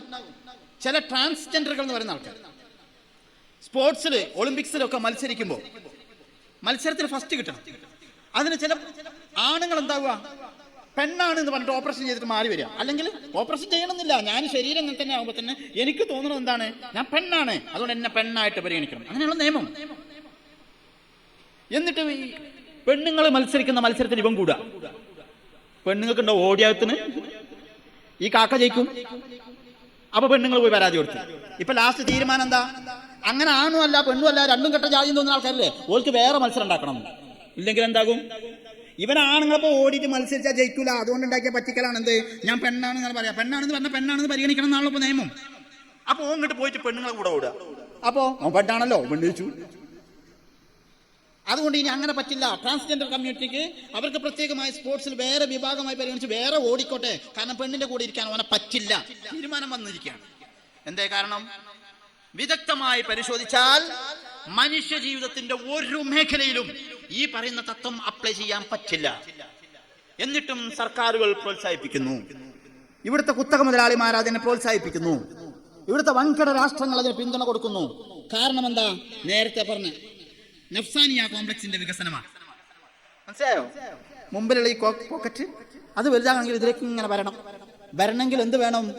നമ്മൾ ആവിഷ്കരിച്ച സംഗതികൾ ആളുകൾ വന്ന് വീഴണം. അതിൽപ്പെട്ടതാണിത്. നാം ശരിക്കും മനസ്സിലാക്കണം. ഒരു ആണ് പെണ്ണാകണം എന്ന് പറഞ്ഞ ആഗ്രഹം പ്രകടിപ്പിച്ചിട്ട് അതിന് ഓപ്പറേഷൻ ചെയ്യാൻ വേണ്ടി അനുവദിച്ചു കൊടുത്താൽ ഇവിടെ സംഭവിക്കണം എന്താണെന്ന് അറിയാം നിങ്ങൾക്ക്? ലക്ഷക്കണക്കിന് ഉറുപ്പിക ഹോസ്പിറ്റൽ മുതലാളി കൊണ്ടുപോകും. ഇവനോ ജീവിതകാലം മുഴുവനും നിരകി. ഡീറ്റെയിൽ ആയിട്ട് പറയേണ്ട സംഗതിയാണ്. ഞാൻ തന്നെ ഡീറ്റെയിൽ ആയിട്ട് പറഞ്ഞ പ്രസംഗങ്ങൾ വേറെയുണ്ട്. കുറേ ഉസ്താദുമാരുടെ പ്രസംഗങ്ങൾ നെറ്റിൽ അവൈലബിളാണ്. നിങ്ങളത് ഡീറ്റെയിൽ ആയിട്ട് പഠിക്കും. ഞാൻ മനസ്സിലാക്കാൻ വേണ്ടിയിട്ട് ഈ സമയത്ത് കുറേ ആൾക്കാർ നട്ടുച്ചക്ക് തിന്നതൊക്കെ എന്ത് ചെയ്യുന്നുണ്ട്? ചില ആൾക്കാരൊന്നും ഉറങ്ങുന്നില്ല. കാരണം വിഷയം ആണല്ലോ എന്നൊക്കെ പറഞ്ഞിട്ട് ചില ആൾക്കാർ ഉണർന്നിരിക്കുന്നത്. അപ്പം ഞാൻ പറഞ്ഞു വരുന്നത് എന്താണെന്ന് വെച്ചാൽ, ഒരാള് ആണ് പെണ്ണാകണമെങ്കിലുള്ള മാത്രം നിങ്ങൾ ചിന്തിക്കുക. എന്താണ് ഇപ്പൊ ചികിത്സ? 1, 2, 3 ഘട്ടങ്ങളൊന്നല്ല, എത്രയോ ചികിത്സകൾ നടത്തണം. ആ ചികിത്സകളുടെ ഭാഗമായിട്ട് ആദ്യം തുടർച്ചയായി 2 വർഷം ഹോർമോൺ ചികിത്സ നടത്തണം. ഹോർമോൺ ചികിത്സന്റെ മുമ്പ് എന്ത് ചെയ്യണം? നിലവിൽ ഇപ്പൊ ഞാൻ ആണാണ്, ആണിന്റെ സവിശേഷതകൾ എനിക്കുണ്ട്. ഈ ആണിന്റെ സവിശേഷതകൾ കാരണമാകുന്ന എൻ്റെ ശരീരത്തിലെ ടെസ്റ്റോസ്റ്റിറോൺ ഉൽപ്പാദിപ്പിക്കപ്പെടുന്നത് എൻ്റെ വൃഷണസഞ്ചികളിലാണ്. വൃഷണസഞ്ചികളിൽ അല്ലാഹു തആല 2 ചെറിയ അവയവങ്ങൾ തന്നിട്ടുണ്ട്. ആ 2 ചെറിയ അവയവങ്ങളിലാണ് എൻ്റെ ശരീരത്തിന് ആവശ്യമായ ടെസ്റ്റോസ്റ്റിറോൺ എന്ന് പറയുന്ന ഹോർമോൺ ഉൽപ്പാദിപ്പിക്കപ്പെടുന്നത്. അത് അവിടെ മാത്രമേ ഉൽപ്പാദിപ്പിക്കുന്നുള്ളൂ. വേറെ എവിടെയും ശരീരത്തിന് വേറെ പല ഭാഗങ്ങളും പല ഹോർമോണുകൾ ഉൽപ്പാദിപ്പിക്കുന്നുണ്ട്. പക്ഷേ ഞാൻ പുരുഷനാകാൻ ആവശ്യമായ സവിശേഷതകളുള്ള ഹോർമോണുകൾ ഉൽപ്പാദിപ്പിക്കപ്പെടുന്നത് ഈ പറഞ്ഞ അവയവത്തിൽ മാത്രമാണ്. ആ അവയവത്തിന് ഒരു സവിശേഷതയുണ്ട്. മനുഷ്യന്റെ ശരീരത്തിന് 37 ഡിഗ്രി സെൽഷ്യസ് ആണ് ചൂട്. 37 ഡിഗ്രി. ആ അവയവത്തിന് ജീവൻ വേണമെങ്കിൽ അതിന് 35 ഡിഗ്രി സെൽഷ്യസേ പറ്റൂ. അതുകൊണ്ട് അത് ശരീരത്തിൽ നിന്ന് അല്പം വേറിട്ടാണ് നിൽക്കുക. നല്ല ചൂടുള്ള സമയത്താണെങ്കിൽ അതല്പം വികസിച്ച് ശരീരത്തിന് കുറെ കൂടെ അകന്നു പോകും. നമ്മൾ നല്ല തണുപ്പുള്ള സമയത്താണെങ്കിൽ നല്ല തണുത്ത വെള്ളത്തിലൊക്കെ കുളിച്ചാൽ അത് ശരീരത്തോട് ഒന്നുകൂടെ ഒട്ടിച്ചേർന്ന് നിൽക്കും. കാരണം പ്രത്യേകമായ ചൂടിൽ മാത്രമേ അത് ഫങ്ഷണലായി നിൽക്കുകയുള്ളൂ. അത്രയും കൃത്യമായ നിയമങ്ങൾ ആവിഷ്കരിച്ച് അല്ലാഹു തആല പടച്ചിട്ടുള്ള ശരീരമാണ്. നമ്മളതങ്ങ് കുത്തിപ്പൊട്ടിച്ചാൽ ഒരുപാട് അപകടങ്ങളുണ്ട്. റസൂലുള്ളാഹി തങ്ങളുടെ അടുത്ത് ഒരാൾ വന്നിട്ട് പറഞ്ഞു, തങ്ങളെ, എനിക്ക് ഭയങ്കര ഷഹ്വാനിയാണ്, ഞാൻ ഭയങ്കര ലൈംഗികത. പക്ഷെ ഞാനൊരു വിവാഹം ചെയ്താൽ അവരെ പോറ്റാൻ ആവശ്യമായ ഒരു തരത്തിലുള്ള സാമ്പത്തിക ശേഷി എനിക്കില്ല. ഞാൻ എന്താ ചെയ്യേണ്ടത് തങ്ങളെ? റസൂലുള്ളാഹി തങ്ങൾ പറഞ്ഞെന്താണെന്നറിയോ? നീ പോയി നോമ്പൊറ്റോ. ഇതിനായി നോമ്പൊടുക്കാൻ വരുന്നത്, ഒന്ന് ശരീരം ക്ഷീണിക്കുമ്പോൾ പൊതുവെ ലൈംഗിക താല്പര്യം കുറയും. അത് ശരീരത്തിന്റെ ഒരു താല്പര്യം. പക്ഷെ അതിനേക്കാൾ ഏറെ നോമ്പ് ഒരു ആത്മീയമായ പരിചയമാണ്. അസ്സൗമു ജുന്ന. റസൂലുള്ളാഹി തങ്ങൾ പറഞ്ഞു, അസ്സൗമു ജുന്ന, നോമ്പ് ഒരു പരിചയമാണ്. ശൈത്താന്റെ തോന്നലുകളെ തടുക്കാനുള്ള, ഹവൻ നഫ്സിന്റെ തോന്നലുകളെ തടുക്കാനുള്ള 2 തരത്തിലുള്ള ഉപദ്രവകാരികളാണ് ഉണ്ടാവുക. ഒന്ന് ഷൈത്താനാണ്. ഷൈത്താൻ നമുക്ക് പെട്ടെന്ന് പൊട്ടിക്കാൻ പറ്റും.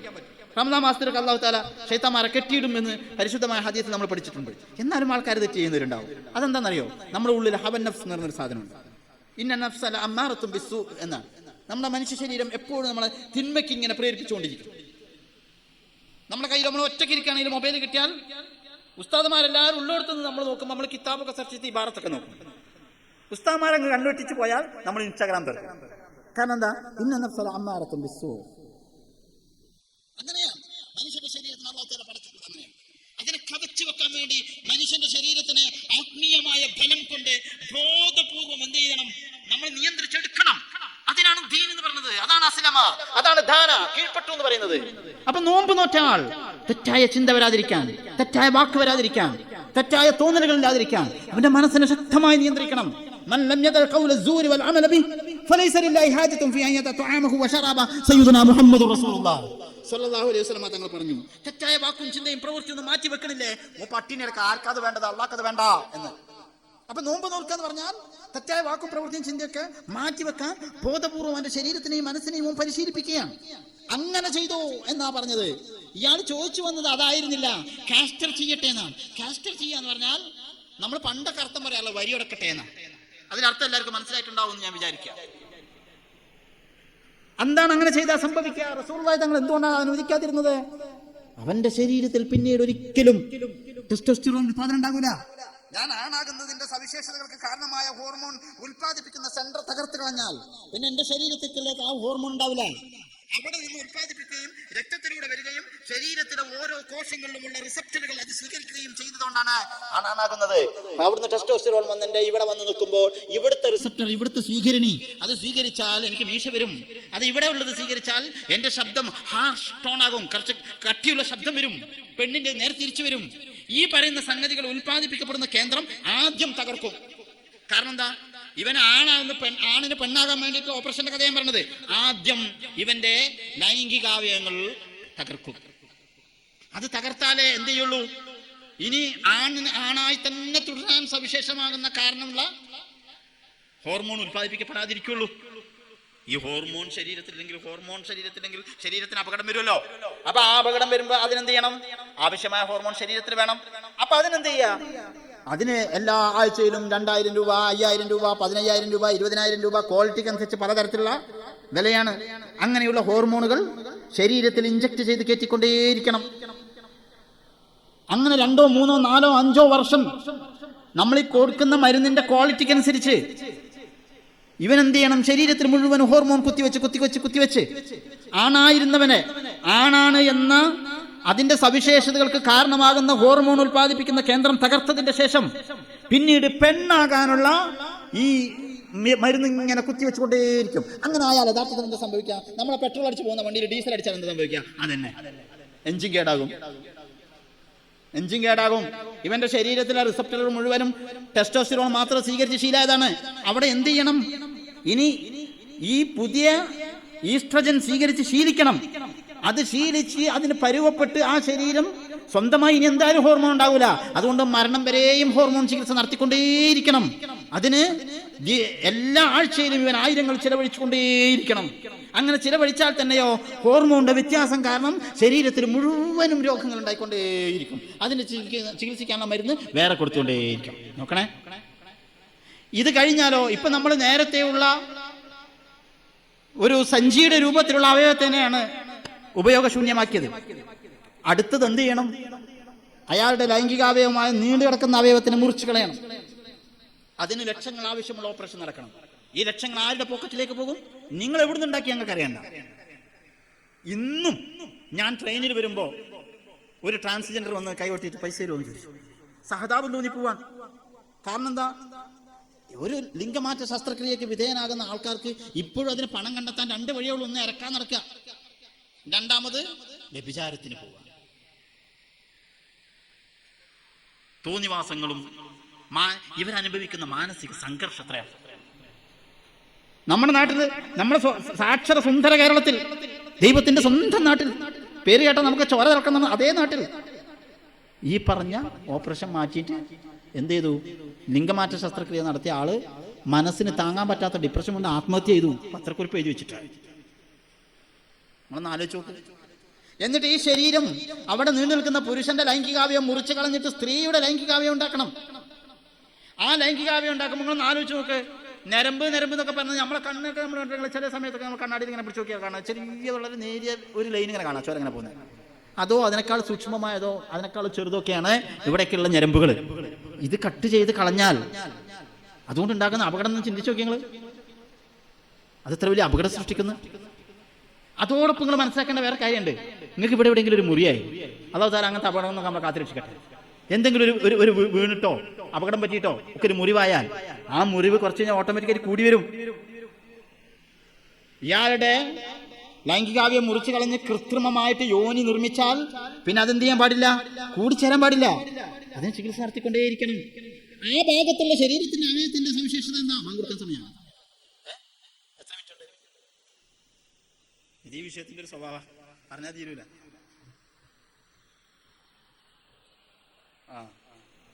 എത്ര മണിക്ക് ബാങ്ക്? അപ്പൊ ഞാൻ വേഗം അവസാനിപ്പിക്കാം. നമുക്കൊക്കെ അറിയാവുന്ന കാര്യമാണ്. പുരുഷനാണെങ്കിലും സ്ത്രീ ആണെങ്കിലും എന്ത് സംഭവിക്കും? ആ ഭാഗത്ത് രോമവളർച്ച ഉണ്ടാകും. അപ്പൊ ഈ പുരുഷന്റെ ലൈംഗികാവയത്തെ മുറിച്ചു മാറ്റിയിട്ട് അവിടെ സ്ത്രീയുടെ ലൈംഗികാവയം സൃഷ്ടിച്ചാൽ ഇതിന്റെ ഉള്ളിൽ രോമവളർച്ച ഉണ്ടാകും. എത്ര തവണ നിരന്തരം അത് ചികിത്സയ്ക്ക് മാത്രമല്ല അവിടെ നിന്ന് നീരൊലിച്ചുകൊണ്ടേയിരിക്കും, ദുർഗന്ധം ഉണ്ടായിക്കൊണ്ടേയിരിക്കും. പോട്ടെ, അതിൻ്റെയും പുറമെ ഇനി വേറെ ഒന്നുണ്ട്, സ്ഥലങ്ങൾ വെച്ച് പിടിപ്പിക്കണം. ലക്ഷങ്ങൾ ആവശ്യമുള്ള ചിലവുകളാണ്. മനുഷ്യന്റെ മുഖം ഫെമിനൈസ് ചെയ്യണം. താടി ഇനി രോമം വരാൻ പാടില്ല, മീശ വരാൻ പാടില്ല, ശബ്ദം മാറിക്കിട്ടണം. 12ഓളം ഓപ്പറേഷനുകൾ ആണ് പെണ്ണാകാനും പെണ്ണാണാകാനും ആവശ്യമുണ്ട്. ലക്ഷക്കണക്കിന് രൂപകൾ അതിന് ചിലവുണ്ട്. ഈ ചെലവിന് വേണ്ടിയിട്ട് ഇവരെ ഇറക്കാൻ നടക്കണം. അവന്റെ ഹിഫ്ദുൽ മാല് പൊട്ടി, അവന്റെ ഹിഫ്ദുൽ നസ്ൽ പൊട്ടി, അവന്റെ ഹിഫ്ദുൽ അക്കൽ പോയി, മനസ്സിന് ഒരു സമാധാനവും ഇല്ല. അവന്റെ ഹിഫ്ദുൽ ദീൻ പോയി. എല്ലാം മഖാസിദ് ശരിയയിലുള്ള എല്ലാ തത്വങ്ങളെയും അവർ ലംഘിക്കുകയും ചെയ്യും. എന്നാ ഇങ്ങനെയൊക്കെ ചെയ്ത് ആണ് പെണ്ണായി അല്ലെങ്കിൽ പെണ്ണാണായി. എന്നാൽ സാധാരണഗതിയിൽ ആണ് പെണ്ണിനെ കാണുമ്പോൾ പെണ്ണ് ആണിനെ കാണുമ്പോൾ ലൈംഗിക ആകർഷണങ്ങളെന്ന് ഒരു ഭൗതികമായ ഒരു സുഖം, ഒരു ആസ്വാദനം താല്പര്യം ഉണ്ടല്ലോ, അതിന് ഇവർക്ക് ഇനി കഴിയോ? അതായിട്ട് കഴിയൂല. അതൊക്കെ മുറിച്ചു കളഞ്ഞ്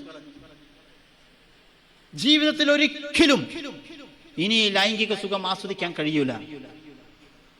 ഇനി എന്തെങ്കിലും മറ്റേ ജെൻഡർ ഫ്ലൂയിഡിറ്റിക്കാരുണ്ടല്ലോ, ഇതൊക്കെ ചെത്തിക്കളഞ്ഞിട്ട് പെണ്ണായി നടന്നോനെ, ഓൻ ഇനി ആണാകണം എന്ന് വിചാരിച്ചെന്ന് വിചാരിക്കുക. അവനുണ്ടാക്കിയ സഫാമർവകളൊക്കെ ചിലപ്പോൾ ചെത്തിക്കളയാൻ പറ്റും. പക്ഷേ ഇനി ഒരു ചെങ്കോല് വെച്ചാൽ അത് പ്രവർത്തിക്കോ? ഇല്ല, അത് പ്രവർത്തനരഹിതമാണ്. ഇങ്ങനെയൊക്കെയല്ലേ പറയാൻ പറ്റുള്ളൂ. അതിനപ്പുറം ഇങ്ങനെ ഞാൻ പറയാം, ബാക്കി നിങ്ങൾ മനസ്സിലാക്കിയ. അതുകൊണ്ട് ഇസ്ലാം അങ്ങനെയുള്ള ഒരു സംവിധാനത്തിന് അനുമതി കൊടുത്തിട്ടില്ല.